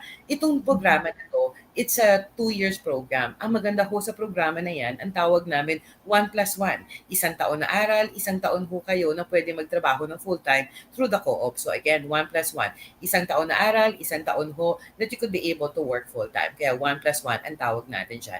Ang tanong, magkano ba yung tuition fee namin? 10,750 Canadian dollars o mga 5,000 lang ho siya sa 1 taon. Kaya nga pagdating ho sa Toronto, wala na hong bababa pagdating sa tuition fee namin. So guys ha, Digital Business Management, International Hospitality Operation Management, pareho po siya may co-op, pareho po siya na mas mahaba yung oras nyo na pwede kayo magtrabaho ng full-time kesa sa part-time. Okay, next slide.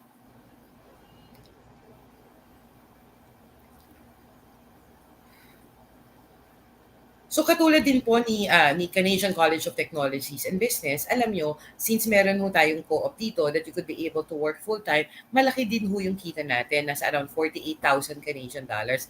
Pero ito ha, this is one thing na base lang ho to sa minimum wage ng Toronto, which is 15.50 per hour. Pero alam nyo ba, meron ako isang estudyante, I stayed in a hotel sa Toronto. Okay, I was just there this May. Tapos, I think this was Holiday Inn. Pagbaba ko, kasi meron ako tinatanong sa reception, nakita ko yung reception, estudyante ko po siya, Pilipino po siya, di ba? Nagko-co-op siya at nag-reception siya sa Holiday Inn dyan sa downtown area. Alam niyo ba kung magkano ang sweldo niya per hour? 28 per hour. So halos doble po yung sa minimum wage yung kinikita niya, 'di ba? Yun yung maganda dito. Nasa inyo po 'yon sa choices nyo sa trabaho, sa diskarte natin pagdating sa Canada. Yung nakita niyo ho na milyones na kinita, pwede niyo kitain na sabihin natin ang tira natin 1.4 million pesos, pwede pa hong dumoble yun, depende po sa diskarte natin dyan sa Canada. So again, ginawa ho namin, yung comparison lang namin is made on minimum wage. Pero again, you could be able to earn double. Depende po yan sa inyo. Okay? Next slide. Meron din po kami ditong payment plans. That is pretty much the next slide that we have. So again, 50% sa Pilipinas babayaran, 50% sa Canada. 25% sa Pilipinas, 75% sa Canada. Pero ito yung advice ko sa inyo. Mas maganda na 50% ang babayaran nyo habang nasa Pilipinas kayo. Para pagdating mo naman sa Canada, hindi na mabigat sa bulsa yung installment. Tandaan nyo, babayaran mo pa rin yun, di ba? Pero kung wala naman kayong ganong kalaki na pera at gusto nyo talagang tawag dito, meron ho tayong 25% discount. Okay? 25% na installment options po para sa inyo. Next slide.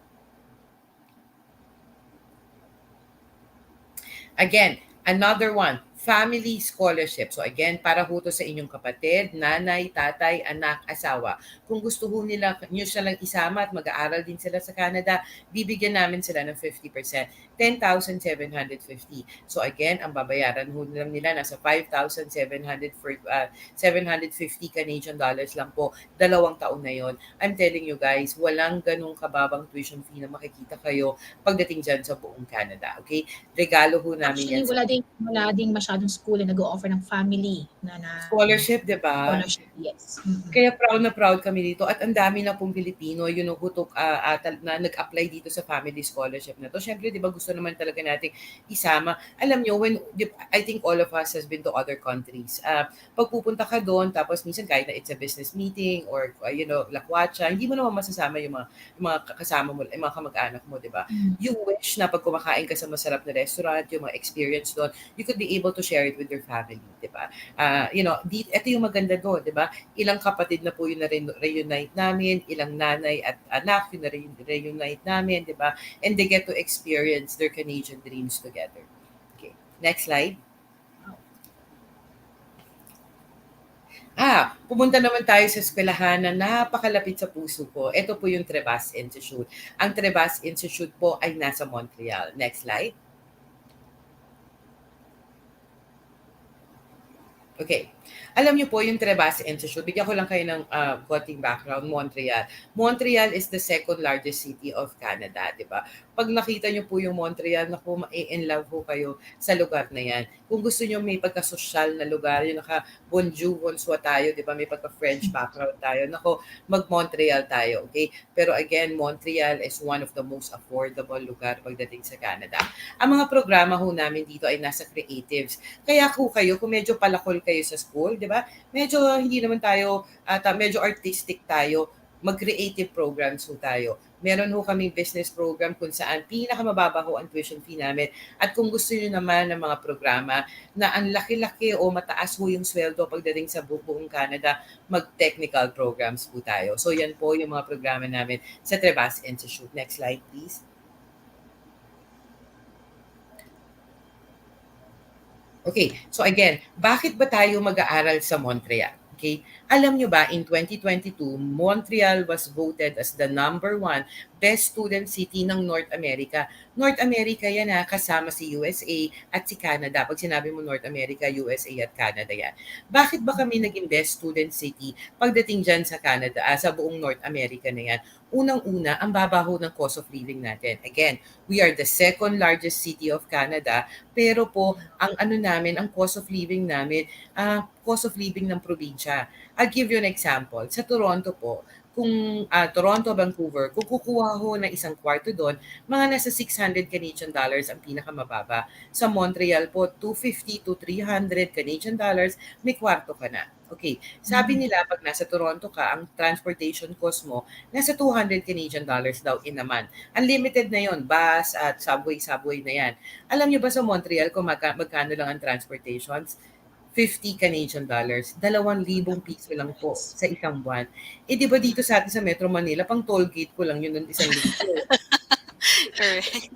Di ba? Malaking tipid, no? Ang Kapag sa laking tipid, unlimited na yun na subway at train. So ibig wow. sabihin mas mura pa doon yung ano niya, yung transportation cost nila. So kung i-combine natin yung accommodations and transportations, 'di ba? Pagdating sa Toronto, Vancouver na yan, mga gagastos ka ng 800 Canadian dollars. Dito, alam niyo ba magkano lang 300 to 350 a month. Ganun ka-affordable lang siya. So kaya number one, best student city siya. Affordable po yung tuition fee dito. Tapos ito pa, kung medyo gusto niyo na medyo social yung mga lugarin niyo, 'di ba? Tawag dito, yung Montreal kasi, they were colonized by the French. 'Di ba tayo were colonized by the Spaniards? Pero naku, in-erase na natin yung Spanish history natin, pati yung mga architecture natin. Sila doon mahal na mahal nila yung kanilang French heritage, 'di ba? Kaya tawag dito, ang first language nila doon is actually French, but everyone can speak English fluently naman dyan. Okay? Tapos yun pa nga, ang social po ng lugar na ito, pero again, hindi mabubutas yung bulsa natin kasi nga ang baba ng cost of living niya. Tapos ito pa, napaka-artistic at napaka-showbiz ng lugar na yan. Kino-consider siya as the unofficial arts capital ng Canada. Ito ha, alam niyo ba, yung mga pelikula, katulad si Papa Keanu Reeves, lagi siya nag-shooting doon. Kaya kung gusto niyo stalk si Keanu Reeves, mapunta kayo doon, di ba? Ang dami ho dyan sinushooting ng mga Hollywood productions kasi nga mas mababa ho yung cost of living dito kaya gustong-gusto ng mga Hollywood studio na mag-shooting dyan. Makikita nyo bawat isang kanto may mga Hollywood productions na sinushooting dyan. One of the most famous movies na shooting dyan, yung The Notebook. Di ba pag napanood mo yung The Notebook, gusto mo nang palitan yung Ay, jowa mo. wow. Tama. Parang ganun. So, isa yan sa mga shooting doon, yung The Notebook na yan. So, ganun ka-showbiz yung Montreal na to. Okay? Tapos, ito pa. Okay? May trivia ako. Ang pinakamadaming restaurant sa North America, USA at Canada, wala sa New York, wala sa LA, sa Vancouver, o sa Toronto. Nasa Montreal siya. We have the most number of restaurants. Kaya kung mahilig kayo mag-Instagram, mag-Facebook, yung post-post ng mga picture na yan, mabubusog po ang mga friends natin dyan. Diba? At tatabaho tayo ng bonggang-bongga. So ganyan. Kaya if there's a place in Canada that I love so much, that is Montreal. Kasi lahat na nandiyan na siya. Next slide.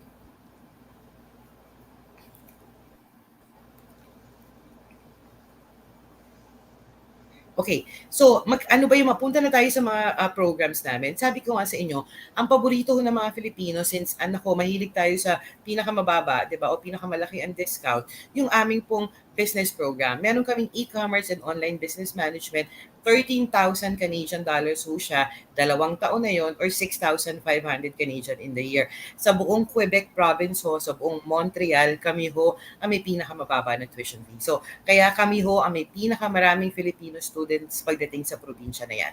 Meron din ho kaming business program na music business administration. Kung gusto niyo po mag-manage ng mga artista, 'di ba? Kung gusto niyo po mag-manage ng mga musician, alam niyo ba yung road manager ni JC at saka ni Beyonce, graduate ho siya ng Trebas Institute. That's one thing that we're proud of. Ang showbiz po ng aming eskwelahan. Tapos ito naman, kung gusto mo naman, sabi ko nga sa inyo, medyo palakol tayo at ayaw nating ma-stress pagdating sa Canada, mag-creative programs po tayo. Meron kami ditong audio and video post-productions. So ano ba yung audio and video post-productions na yan? Yan yung mga YouTubers, 'di ba? Yan yung mga TikTokers, yan yung mga social media tawag dito personalities. Yeah. Sila kasi yung nag-i-edit ng video, sila yung mga nag-i-edit ng mga audios na yan. Tandaan natin yung mga YouTubers na yan, yung mga social media personality na yan, yan ang kumikita ng milyones ngayon, di ba? Yes. Not just investors and in dollars. Kaya isa ho to sa programa na ang benta-benta po sa amin. So again, walang ka-stress-stress, magsi-selfie-selfie ka lang ng video, milyones na ang makikita mo, di ba? Tapos meron kaming film and television productions. Ang dami ho mga taga-ABS-CBN ang nag-apply ho sa film and televisions namin. Tapos ito pa, walang ka-stress-stress. Kung gusto mo mag-DJ na yan, yung mga DJ, di ba? Meron kami yan, meron kaming sound design, may mga live sounds kami na yan. Pag nakikita nyo, ang dami ho namin mga rapper na mga graduate sa amin, di ba? Marami kami mga musicians na graduated from Trebas Institute. Hindi ko na sila kilala kasi yung mga rapper, nasa-stress ako sa kanila, sa music nila.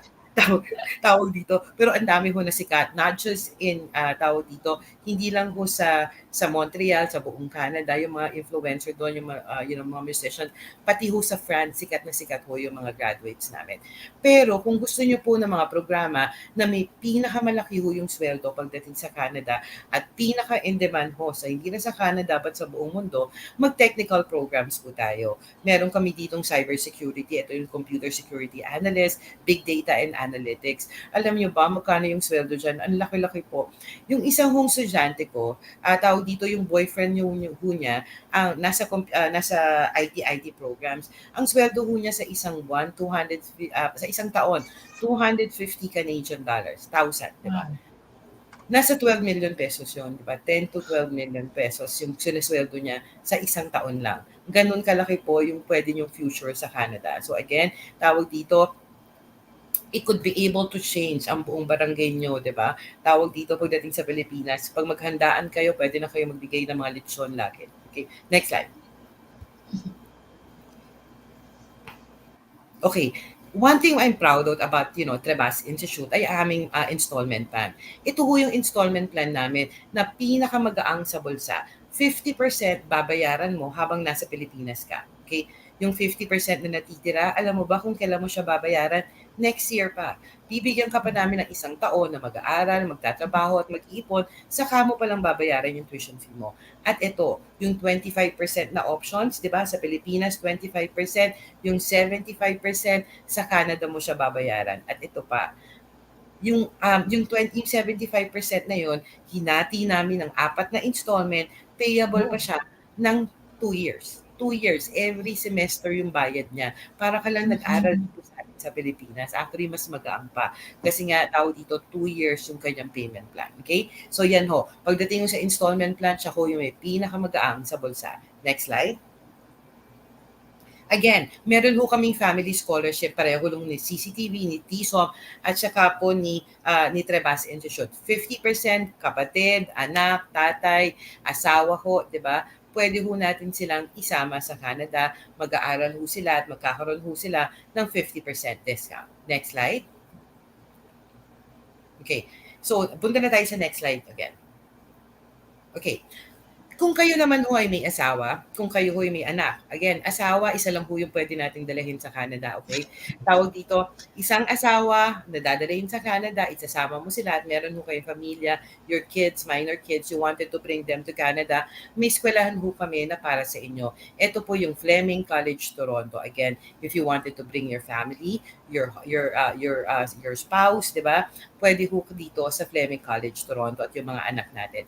Ang shout out ho natin dito, your Fleming, your future. Next slide. Okay, pumunta na tayo sa magkano, di ba? Naku, hindi ko napapatagalin to. 15,000 Canadian dollars po per year. Lahat ho ng tuition fee namin is nasa 15,000 Canadian dollars in a year. All in na po yan. Kasama na dyan ang miscellaneous fees, kasama na ho dyan ang 1-year health insurance. Tawag dito, Jess, AC, di ba ang mura na namin compare sa ibang institutions at nasa Toronto, which is the biggest city in Canada. Ito, sasabihin ng ibang eskwelahan sa inyo, ang tuition fee nila 16, 17, pero hindi pa ho kasama doon yung health insurance, hindi pa ho kasama doon yung mga iba pang charges yon.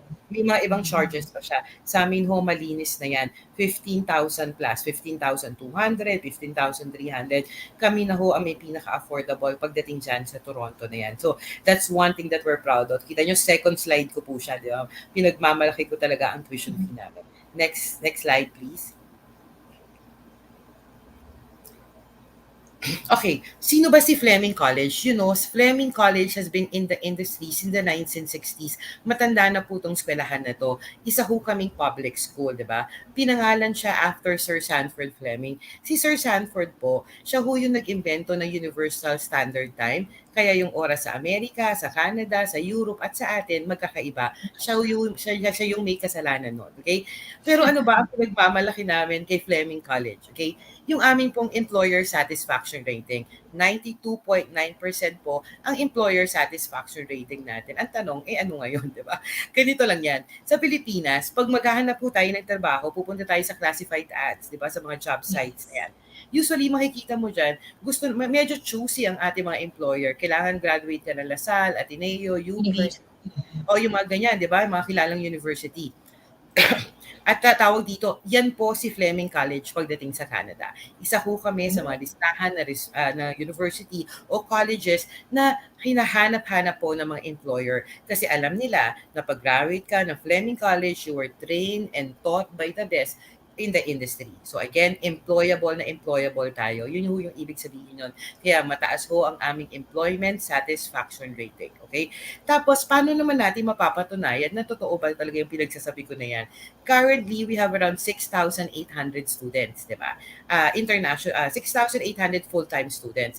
Makikita mo dito, 10,000 ho ang mga part-time students namin. Yung 10,000 na yan sa Canada, yung mga part-time students, ang pwede lang ho mag-part-time doon, yung mga Canadian, yung mga citizen mismo, di ba? O yung mga permanent resident doon sa Canada. Okay? Ibig sabihin nito, mas marami ho kami mga locals, mas marami ho kami mga citizen o mga Canadian na nag-aaral sa aming mga school. Makikita nyo po, 74,000 ho ang mga alumni namin at 6,000 lang ang mga international students namin. So, ibig sabihin nito, believe na believe po at pinipilahan ho kami ng mga Canadians na yan, di ba? Diyan ho makikita pag believe ho sila sa isang school. Pag mas marami pang local ang nag-aaral sa eskwelahan na yan. Pero itong huli, ang sa tingin ko, kaya tayo gustong-gusto ng mga Filipino. Kasi nga yung mga programa namin ay may post-graduation work permit. In-explain na to kanina ni Easy at ni Jess. So again, at ito ho yung work permit na ibinibigay sa inyo ng Canadian government pag nag-aral ho kayo sa Fleming College, Toronto. Katulad po, mag-aaral ho kayo sa amin ng isang taon. Pagka-graduate nyo po, bibigyan ho kayo ng work permit ni Canada na isang taon pa para makapagtrabaho kayo ng full-time pagka-graduate nyo. Kung mag-aaral naman ho kayo ng 2 taon, 2 to 3 years po ang post-graduation work permit natin o yung work permit natin pagka-graduate nyo po sa Fleming College, Toronto. Sabi nga kanina ni Jess at ni Easy, di ba, mas maganda, mas mahaba yung programa natin, 2 years, para mas mahaba ho yung ating stay dyan sa Canada na yan, 5 years tayo. At hindi lang dyan natatapos yan. Alam niyo ba, pagka-graduate nyo sa amin, nagkaroon kayo ng 1-year Canadian work experience, you could be able to apply for a permanent residence sa Canada. Basta ma-meet nyo lang Yes. mga immigration points na nire-require ng kanilang mga gobyerno. Di ba? It's not that easy. Pero nako, ang dami na kong Filipino nandoon. Okay? Again, through the help of Secure Visa. So please, again, 1-year work experience, you could be able to apply for a permanent resident in Canada. As they mentioned earlier, pwede ho nating isama yung asawa natin. Kung ang visa mo po ay 2 taon na trabaho, ay 2 taon na aral, 3 taon na trabaho, 5 taon yon, di ba? Yung asawa natin, pwede ding 5 taon yung kanya magiging visa.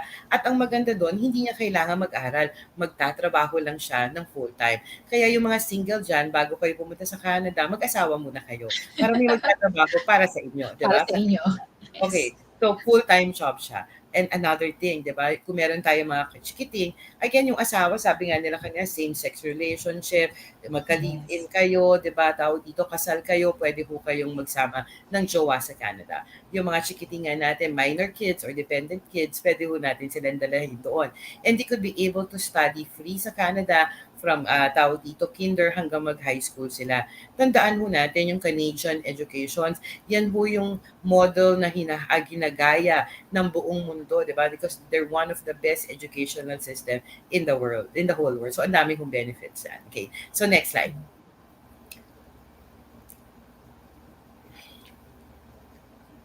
Okay, so ano ba yung mga programa namin sa Fleming College, Toronto? Meron ho kami tinatawag na graduate certificate. Ano ba yung mga graduate certificate na yan? Ay, yung graduate certificate, katumbaso yan sa doktor. Di ba pag doktor tayo, pagka-graduate mo, MD ka pala. Okay? Kung gusto nyo pediatrician, kung gusto mo maging tawag dito ortho, derma, kailangan mo mag-specialize. Okay? So yan po si graduate certificate. Nag-specialize po tayo. Okay? Katulad din ng doktor. Pagka-graduate mo, doktor ka, MD ka, di ba? Ang ating professional fee, 500, 700. Pero kung may specialty ka na, pwede ka nang maningil ng 1,500, 3,000, 5,000. Grabe na po ang mga doktor ngayon, di ba? Tawag dito, yan din po si graduate certificate. Ibig sabihin po, nagdadagdagan ng qualification natin, so tumataas po yung presyo natin dun sa market. We could be able to demand. Okay? So again, graduate certificate is pretty much about specialization. Kaya nga dito, kailangan po bachelor degree holder tayo. So kailangan po 4-year graduate tayo para makakuha tayo ng graduate certificate. So let's go to the program. Meron ho kaming project management. Okay? Yung project management, it's a 1-year program. Ang maganda ho sa project management, police ka, sundalo ka, teacher ka, psychologist ka, at hindi maintindihan ang programa nyo, pwede kayo sa project management. Kasi nga project management is a management skill, di ba? Kahit anong background, pwede ho kayo mag-apply ng project management na yan. Kung gusto nyo naman na mas matahaba kayo sa Canada, mag-global business management tayo. It's a 2-year program, kaya 2 to 3 years po ang post-graduation work permit natin. Meron din kaming international business management. Kung medyo confident na kayo at medyo sa tingin nyo madali na kayo mag-PR sa Canada at 1 taon lang ang kailangan nyo mag-stay doon, mag-international business management po tayo. At meron ho kaming supply chain management. Alam nyo ba, ang supply chain management, isa ho yan sa may pinakamataas na sweldo, hindi lang sa Canada, but sa buong mundo. Kasi nga, alam nyo po, yung logistic na to, I'll give you an example. Nung December, di ba nagtaasan ang presyo ng sibuyas? 500, Yes. 700 per kilo. That was a logistic problem. Kasi kakaunti lang ho yung mga eksperto, kakaunti lang ho yung mga tao na nag-aaral at nag-specialize dyan. Sa Pilipinas nga, ilang bang school lang nag-offer ng logistic, di ba? You learn logistic on the job. Tandaan natin, lahat ng kumpanya, lahat ng produkto, kailangan may logistic. May nag-inventory, may mga nagde-deliver na yan, di ba? So, lahat ng kumpanya, kailangan, ang problema, kakaunti lang ho ang nagsispecialize dito. Kaya please na, pag nakita niyo yung sweldo nito, bonggang-bongga sa Canada. So again, graduate certificate, kailangan po may bachelor degree holder tayo dito. Paano naman kung ikaw ay high school graduate? Paano naman kung hindi mo natapos yung college mo o undergraduate ka? Paano naman kung old curriculum ka, di ba? Tapos hindi ka nakatungtong ng college na yan. Meron po kaming programa na para sa inyo. Ito po yung Diploma in Business namin. 2 years program po siya. Tapos 2 to 3 years po ang post-graduation work permit niya. So again, kahit na hindi ka nakatungtong ng college, hindi mo natapos yung college mo, yung mga K-12 graduates, perfect po kayo sa diploma program na to. At ito pa, pumunta naman tayo sa programa na number 1 sa puso ng mga Filipino pagdating sa Canada. Ang Certificate in Personal Support Worker, 1 taon po to na programa. Alam niyo po, ang tawag po natin sa personal support worker na yan, caregiver. Kung gusto niyo po mag-caregiver sa Canada, kalahati ho yata ng caregiver doon, mga Filipino. So again, mag-personal support worker ho tayo. Okay? Wala ho dito, kahit na wala kayong caregiver na background, kahit ano pa yung mga background nyo, pwede ho kayo mag-apply ng personal support worker. Kahit na hindi ho kayo nakatungtong ng college, diba, high school graduate tayo, pwede ho tayo mag-personal support worker. Alam nyo po, ang personal support worker, lalo na sa Ontario, ang tawag ho dyan, 5-star job. Alam niyo po, yung 5-star job, ibig sabihin yan ho yung top 5 na priority na trabaho pagdating sa Canada. Yan ho yung mga trabaho na hinahanapan ho ng mga tao ng gobyerno nila kasi kakaunti lang ho ang supply. Bakit ba kakaunti lang ang supply sa personal support work? Alam niyo po, yung mga Canadian, para link din sila sa ating mga Filipino. Okay? Gumawa sila ng studies. Sabi ng mga Canadian, gusto nila pagtatanda sila, magkakasakit sila, sa bahay sila aalagaan. Ayaw nila dun sa nursing home na dadalahin sila doon. Tandaan natin, pag nasa bahay ka, ilang caregiver ang kailangan mo? 2 to 3 caregiver kasi shifting yan di ba? So ganun Yes. kadami pong caregiver ang kailangan nila. At ito pa, kung isa ka namang bayani, gusto mo mag-stay in at mag 24 hours duty, di ba? Yung magiging sweldo mo doon mas mataas pa sa mga executive ng mga tao dyan sa Canada. Kasi one of the highest paying job, 25 to 30 per hour ang sweldo ng mga caregiver doon. Daig nyo pa ang mga executive. 24 hours pa ho ang sweldo natin. Kaya makikita nyo po yung mga caregiver sa Canada, mansion ho ang bahay dito sa atin sa mga Pilipinas, di ba? So again, one of the 5-star jobs, marami ho silang kailangan. At saka tandaan natin yung mga Canadian, they're an aging populations. At ang problema pa doon, ang lamig-lamig na nga sa Canada, ayaw pa nila mag-anak, di ba? Kumbaga sa Pilipinas, so wala ka nang gagawin, di ba? Dadose na yung mga anak mo. Sila nako, ayaw pa nila mag-anak. So again, kaya ang personal support worker po, yan ho ang hinahanap-hanap po sa Canada. Okay? Next slide.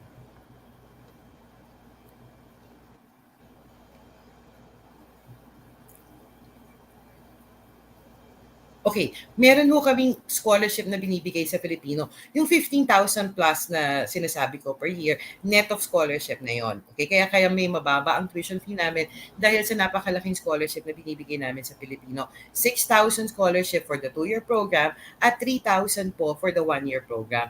Ang maganda ho sa scholarship na to, hindi nyo ho kailangan tumawid sa lubid, kumain ho ng apoy, or at lumuhod dun sa mga bubog na yan, di ba? Kailangan nyo lang ho maging Filipino school, as Filipino citizen kayo at meron kayong Filipino passport. So automatic ho, makukuha nyo po ang scholarship na yan. Okay? Next slide. Okay, magbibigay ho ako sa inyo ng isang example lang. Actually, 3 na lang yung slides ko, okay? Para sa aking mga programa, ang Global Business Management po. Again, ang Global Business Management po, graduate certificate, kailangan bachelor degree holder po kayo. 4 na semester ho siya, 2-year program. Ang tuition fee ho namin, 15,000 sa 1 taon or 30,000 sa 2 taon. Next slide, please. Magkano ba yung kinikita ng mga global business manager pagdating sa Canada? According ho sa Glassdoor, again, kilala ho yan na Glassdoor, kung gusto nyo maghanap ng mga magkano ba yung sinasweldo dyan, ang average salary do ng mga global business manager sa Canada is nasa 87,000 Canadian dollars. Pinakamababa o yung entry level natin, 50, okay? At ang pinakamataas ho is nasa 155,000 Canadian dollars daw. So mga 6 na milyong piso ho siya sa 1 taon. Ganun kataas ho yung mga sweldo niya. Next slide. Okay. Okay.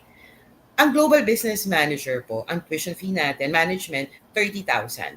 Ang average salary nyo po pagka-graduate nyo sa amin na pwede nyo kuhanin, 87,000 Canadian dollars. Ibig sabihin nito, 1 taon ka pa lang nagtatrabaho, nabawi mo na yung tuition fee mo, lahat ng nagastos mo sa Canada, may milyones ka pang natitira para sa inyo. Bibigyan ka ng Canadian government ng 3 taon na magtrabaho after you graduate from Fleming College. Ang pwede mong kitain dyan, 281,000 o 61,000 Canadian dollars sa 3 taon na yan.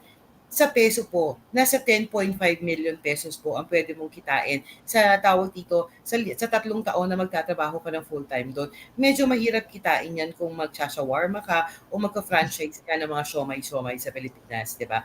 At ang maganda pa dito, lahat po ng nagastos natin, imagine nyo ha, yung tuition fee nyo bayad na, lahat ng pagkain mo, bahay mo, transportation mo, pati yung pagpaprocess ng visa natin, nabawi nyo na lahat yun.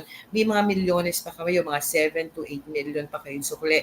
Depende ho yan sa panggagastos natin doon, diba? Sa Canada na yan.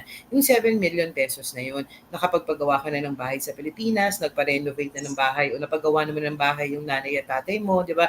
Ilang anak, kapatid, ang napag-aral mo with that kind of money.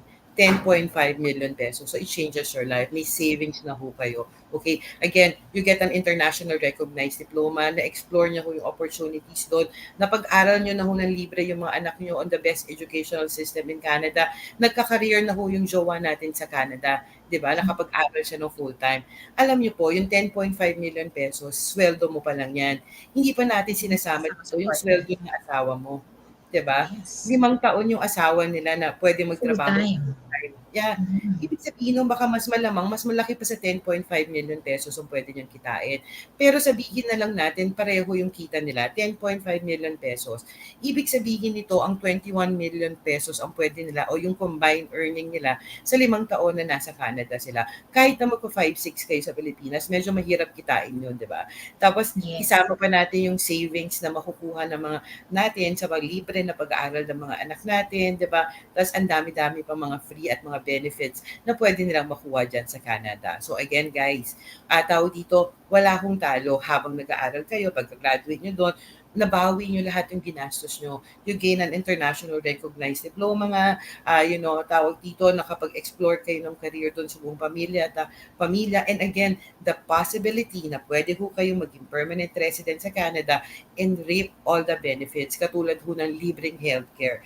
Dito ho sa Yes. Pilipinas, di ba, pag nagkasakit ka, ubos ang ari-arian mo. Yes, on pocket talaga yung Lahat yung expenses. mga ipon natin, di ba? And that is the reasons why yung healthcare na yan, isa ho yung hinahabol ng ating mga kababayan, yung mga pension as well na yan. So again, that ends my presentations. I'm turning you over again to Secure Visa. Thank you guys!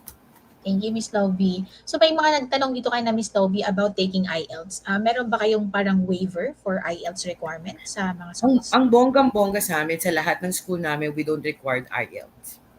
Wow! MOI. O, yun. Yeah. Lahat ho Wow. ng school Mga namin, we nagtanong. don't need IELTS. Yeah. Kailangan ho sa amin high school graduate ka, 18 years old and above ka, may passport ka, at yung school documents natin, yun lang po yung kailangan namin and you could apply to all our schools. Okay. Sige. So that's it, no? So thank you so much, Miss Lovey, for sharing with us the information about your undergraduate, high school graduate, old curriculum na na-mention kayo ni Miss Yes, old Lovey, curriculum, no? yung mga Yes, thunders na pasok. katulad ko, pwede ho kayo mag-apply. Alam mo ba nung Yes. Saturday, may na-approvahan ako 50 years old. Fleming. Wow. 50 Mm-hmm. years old, yeah. Thank you guys. All right. Okay, Okay, go so ahead, thank AC. you, Lobi, for sharing much needed information about the schools, not just one, but five colleges in Canada. So a lot of options to choose from, no? Right, AC. So I'm overwhelmed right now, no, kasi ang daming information na share. I'm very excited about the family scholarship kasi parang first time kong narinig yun sa isang school Yes. na nagbigay ng Mm-hmm. ganun. And yun ding 6,000 worth of scholarship, malaking bagay din talaga Malaking siya. bagay talaga So, yun. Mm-mm. so maraming options, no? So sabi nga ni Miss Lobby, importante din yung mga locations, no, to consider kapag naghanap ka ng school doon sa Canada. So, I hope our viewers today were able to jot down notes. Possibly, nakapila din kayo ng mga schools sa dami kita natin. Right. So are you guys excited? Are you still with us? No? So type in 1 if you are. So nandito pa ba kayo, guys? Yes, type in number 1 on the comment section.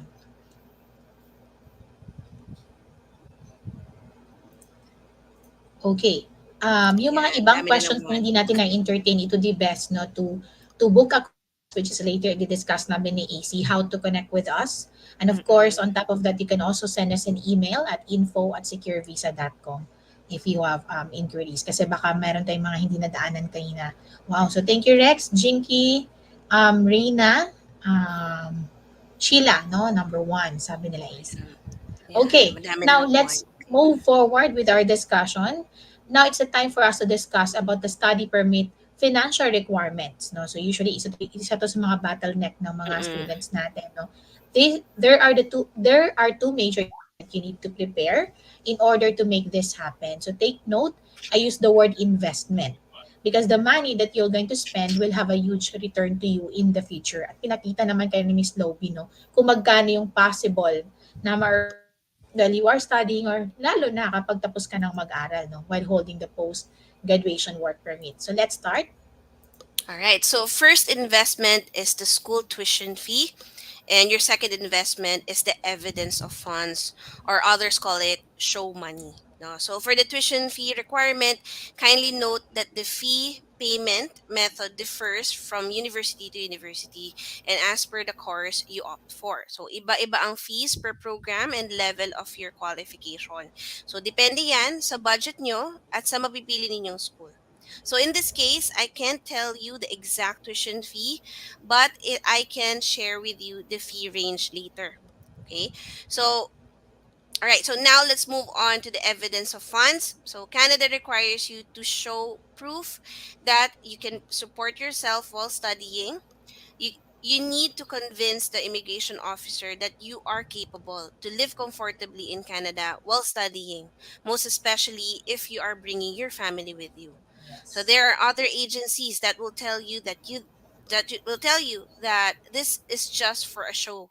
no, and that you don't need to bring the money in Canada because you can work part-time. So we don't recommend you to do that, okay, as you really need the funds to support your daily expenses while studying. So yes, you may work part-time while studying, but please be reminded that you are only allowed to work 20 hours per week. These working hours may not sustain the daily expenses. Yeah, especially now with the current inflation going on. So we have highly suggest to be ready, no, and being prepared is a must talaga.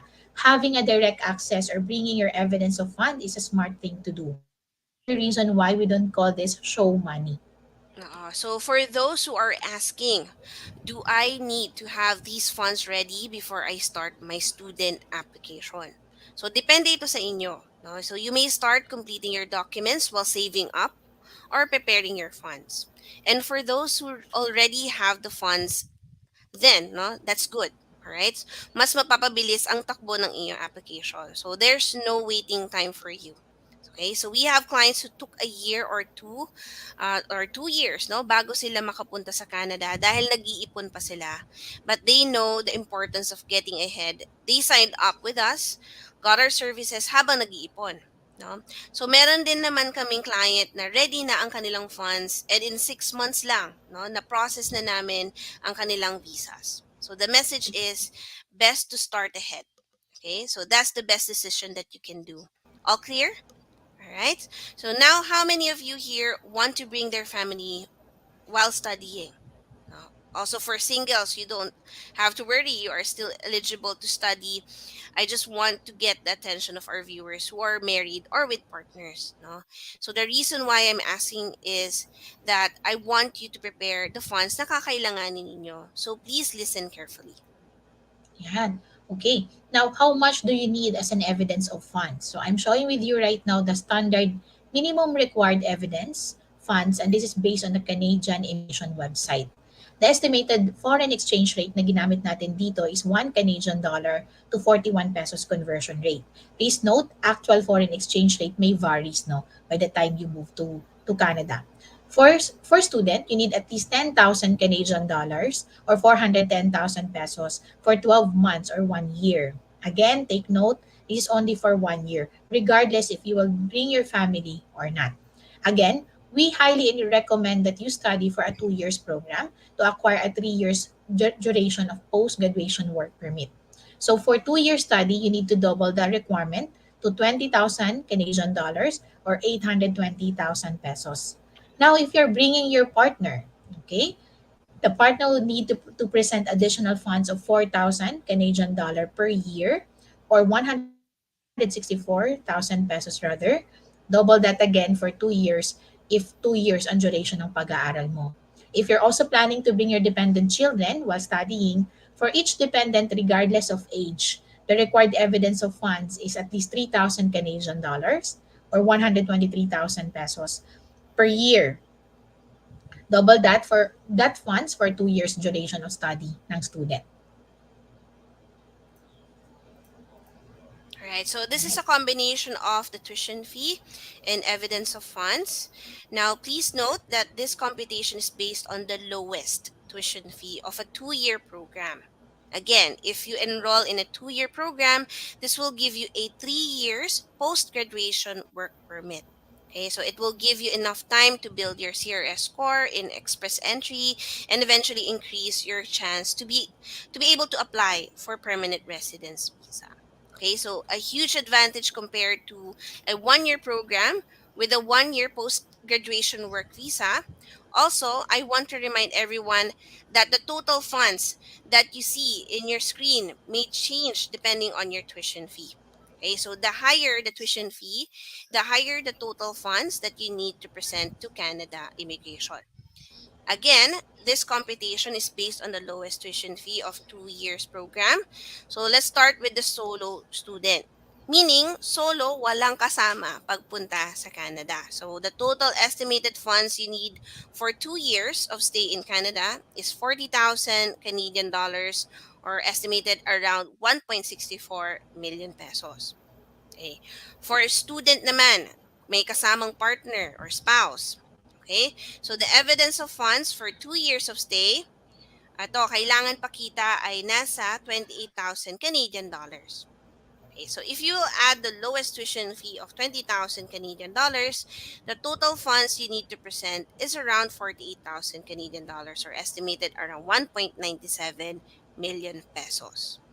Right. Now, for a student bringing a partner and one dependent, so family of three, a total funds you need to present to immigration is around 54,000 Canadian dollars, or around 2.2 million pesos. Kasama na dito ang tuition fees, evidence of funds ng student, partner, and one dependent. Again, the total funds may vary depending on the exact tuition fee, no, that you are eligible to study with. Let me say this. Let's say nasa 1 million pesos or 800,000 pesos. Just imagine, you will invest 1 million or 2 million to reward your family. Studying in Canada is considered a rewarding investment, no, for your future, as you have access to premier education, migration opportunity, and globally recognized degree. No? So sabi nga ni Ms. Noe, pwedeng itarpulin yan. This opportunity does not come very often, no, for many. So many choice wisely. Now you must be wondering, gaano nga ba or paano kung hindi kayo naka 2 million? Meron lang akong 1 million or 500,000 pesos or less. All right, so this is very common, no? Our answer is you may get a sponsorship. Okay, so you may use one or two sponsors to help you with your application or with your tuition fee. Okay, so a Mhm. sponsor can be a friend, family member, relative, or other third parties. Okay, so that can sponsor you by writing a letter or presenting a bank account as proof of funds. Okay, so you may have multiple sponsors and you're allowed to present multiple bank accounts to help you complete the required amount needed for your application.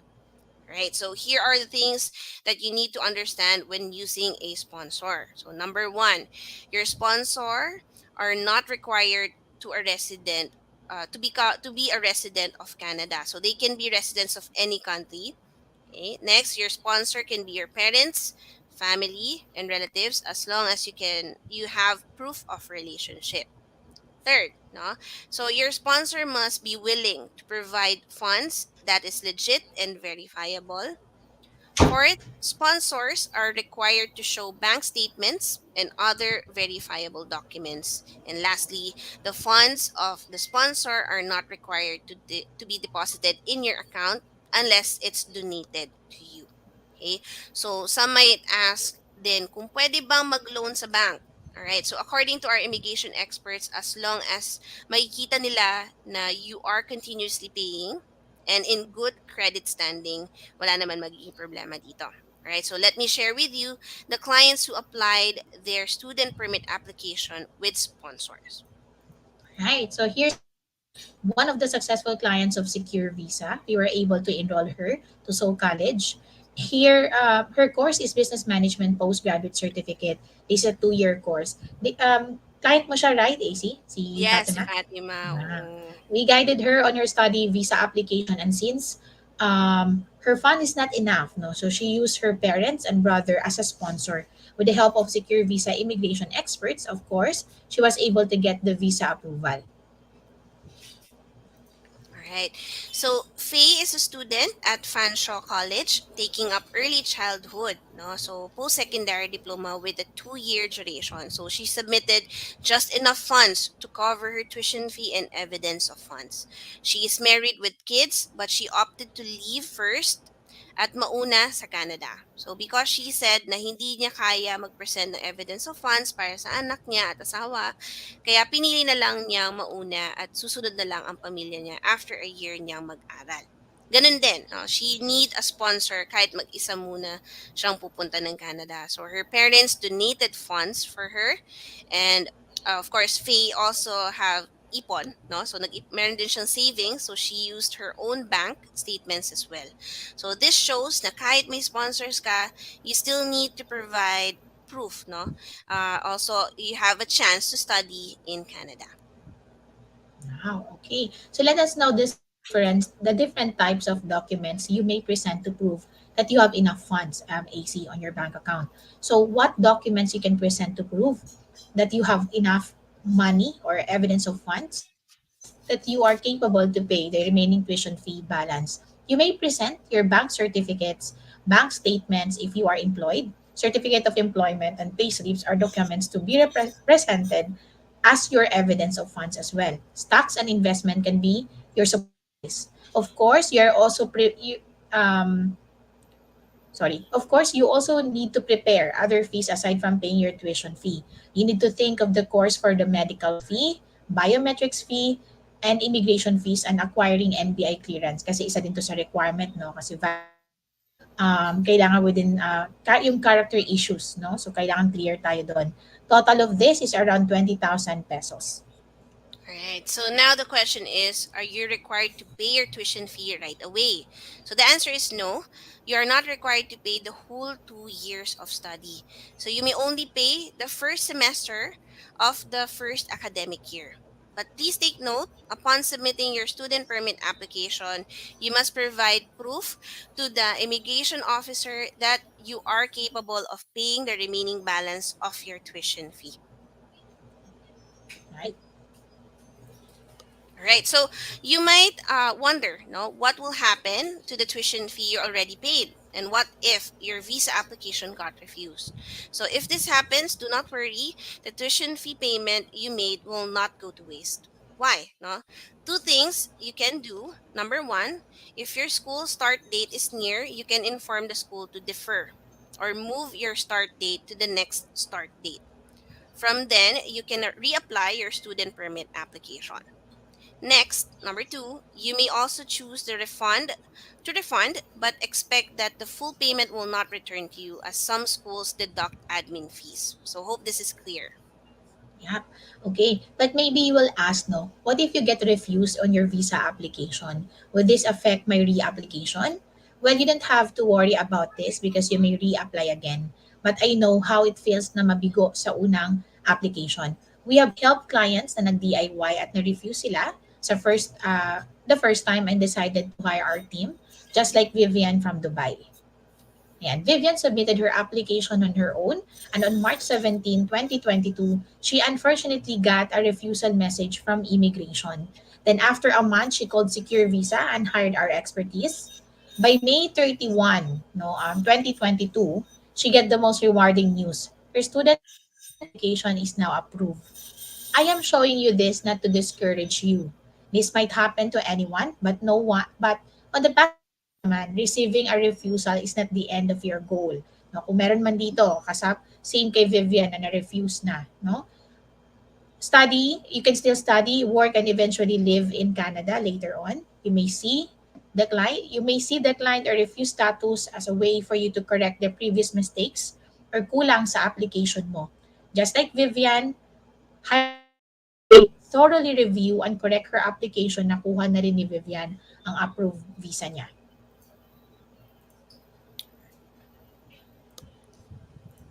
All right. Right. The So bottom line is, yeah, bottom yes, line Tracy? is Secure Visa is here to help you, and we will not stop until you get an approved visa permit. Right. So what if, for whatever reason, you can't apply for your residence visa in Canada? So what are the positive things you will gain? All right. So the truth is you've got nothing to lose but a lot to gain. So number one, you have gained a Canada qualification which is globally recognized, and you can put this in your CV. So no one will ever take this from you. Second, you have gained Canadian work experiences. Also, you have gained back your investments because you worked full time. You have improved your confidence and communication skills. Plus, you will be more competitive in the job market. Wow. Okay, so here's a quick recap, no, after all the discussions or all the topics that we have discussed earlier. We talk about the student visa as the popular way on getting your permanent residency status in Canada and how you can increase your CSR score in Express Entry to receive the invitation to apply. So I give you four reasons. Reason number one natin, getting the 3 years post-graduation work permit after studying is a huge advantage. No? Finishing your program in Canada plus getting a Canadian work experience and receiving a job offer from a Canadian employer will increase your CSR score and eventually receive the invitation to apply for permanent residency. This is possible because of the post-graduation work permit. Reason number two naman natin, You can work part-time up to 20 hours per week while studying. This will give you an edge for having a Canadian work experience while studying that can lead you to full-time once you graduate and get the post-graduation work permit. You also learn that the good references from your previous Canadian employers is important to get you accepted to another job.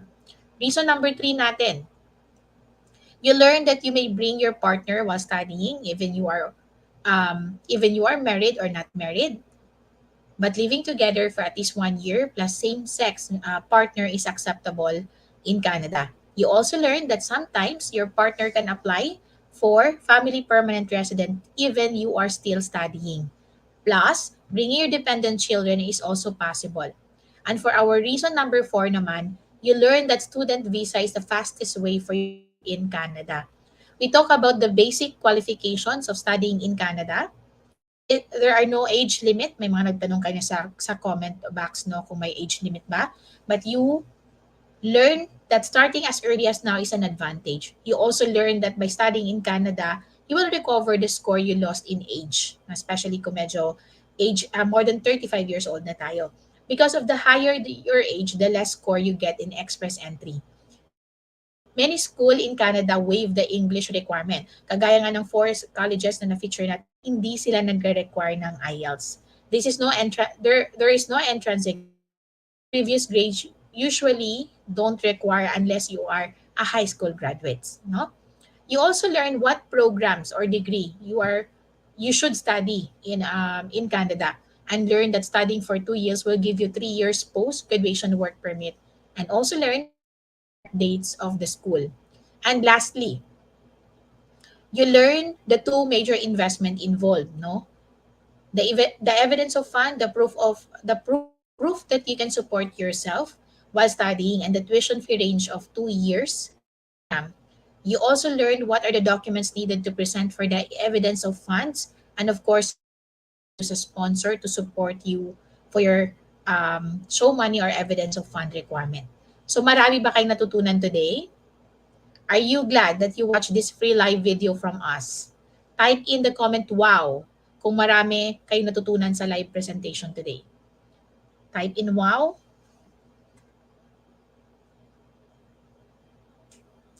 Yes, okay. Yeah, you may type in wow sa mga maraming yan. Thank you for that, Mary Rose. Wow din si Rodolfo, si Sheila May Villanueva, Michael, Anna, wow. Rina, wow. Super helpful. Thank you for that.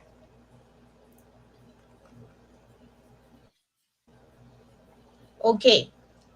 All right. So, do you realize how clear and doable this three-step process is? No? So, achievable ba siya para sa inyo? So, if yes, in order for you to succeed, you need to focus on the first step, which is getting your student visa in Canada. And to do that, you have two options. Option one, you can do it on your own. If you have so much time, mahilig ka mag-research, magbasa ng immigration policies, you may do it the hard way. Or option two, leave it to the experts or leave it to us. All right.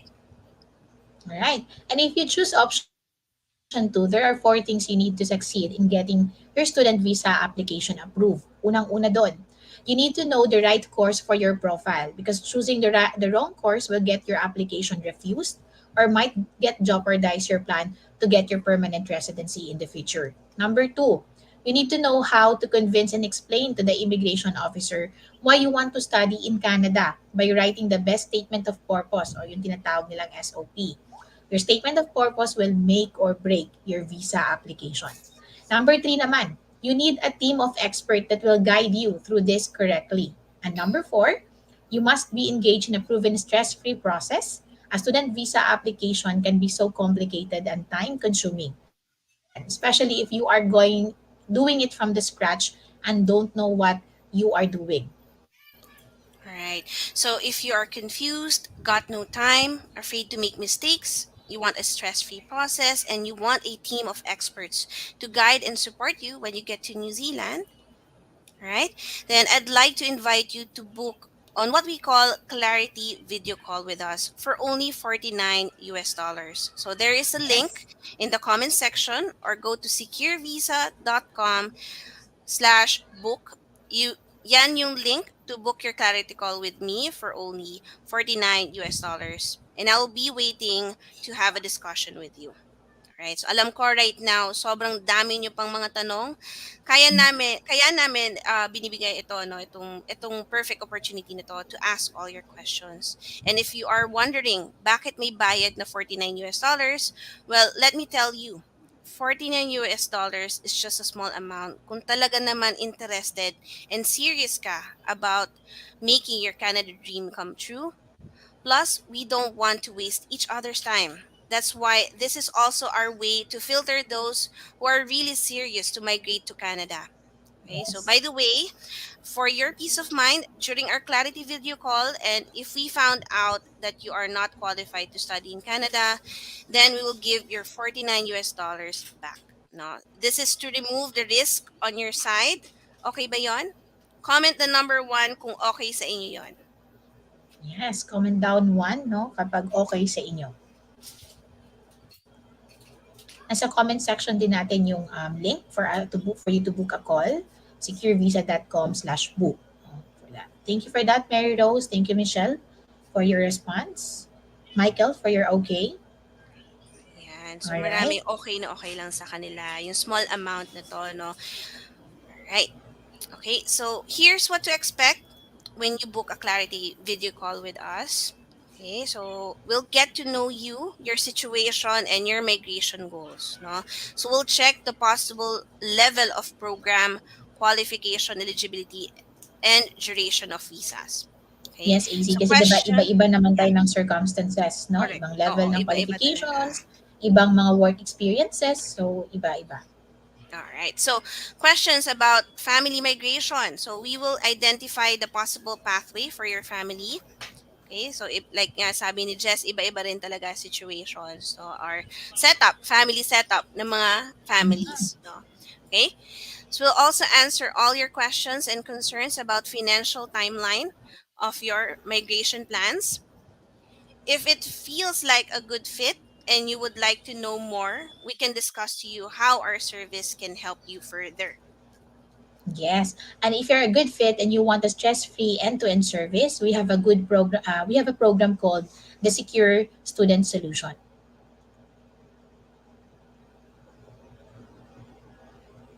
Go ahead, AC. All right, so the secure student solution. Okay, so this is an end-to-end service from educating and guiding you in choosing the right course and school for you. We will also be the one who will assist you in applying the school of your choice. So, from guiding you on creating the best statement of purpose to applying for your student visa in Canada immigration, and prepare you to fly to Canada. So, to welcome you and helping you settle in your new home. Also providing guidance in your job hunting, and until the day we can confirm that you are ready to apply for your PR. All right, so there are just one for the menu services that we can offer with the secure students solutions. Okay, and we are very proud to say that we can provide all of these with a combination of our stress-free proven process. Yes. So your dream to migrate in Canada will be in reality with our proven process. So our team will discuss our services in details during our clarity call. But again, only if you are a good fit dun sa mga services namin. Like I said, we need to know you first, your current circumstances, and your migration goals. Just like our successful clients who went through the clarity call with us and availed our secure student solution. Here's Claudette holding her Canada student permit. Her bags are packed and ready to fly to Canada. Ayan. Right, so here's Batuk family with their happy faces while holding their visas. So Catherine got her approved student permit, an open work permit for her partner, and a dependent study permit naman for their dependent. And that's Catherine, the picture on the right. This was taken in front of her school, Humber School in Canada. Yan. Okay. Right. So we also have Pam and Romel holding their student permit and open work permit. All right. Another client who availed the secure visa solution. Here are the visas of her family. Emily got her student permit, an open work permit for her for her partner rather, and for their two dependents naman. Okay. So let's meet Carmela holding her Canada student permit. Sabi And nga niya, here's the age is picture. just a number. No? So Tama, tama. achieve daw yung dreams at any stage of your life. Correct. No? So here's a picture of Mark Estacio arrived in Canada with his student permit. He is our first student in Canada. Yes. Ayan. So, All ayan, right. easy. Also, may client, no, na-mention din ako ni Fatima during her testimonials. So, Fatima's approved Canada student permit. Ayan. All right. Okay. We also have here client, si Hans at saka si Nicole. Si Hans is actually my personal client din.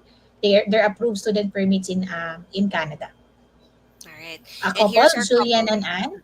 Yes, with the screenshots of their approved student visa permit and open work permit din para sa partner niya.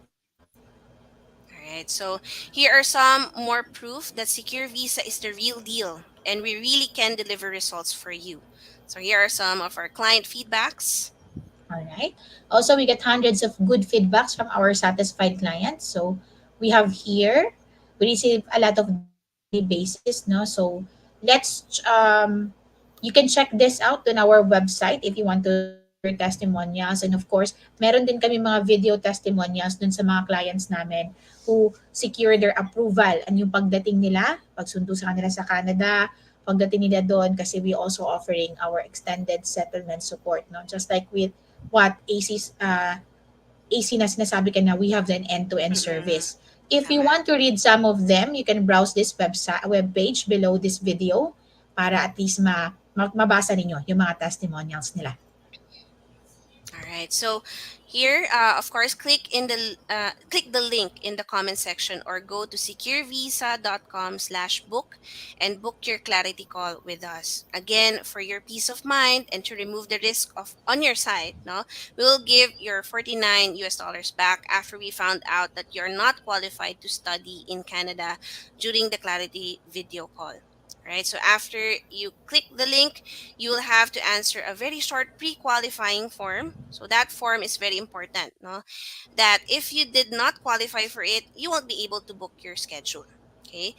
But if you pass that qualifying questions, you will then get to choose a schedule for your clarity call. Okay?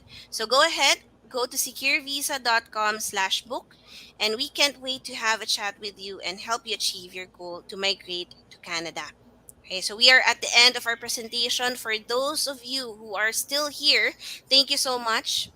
Right, so Yan. lobby. So thank Right, you. okay. Thank you. There you are. There you have it, guys. No. So we hope you get value out of our live session today.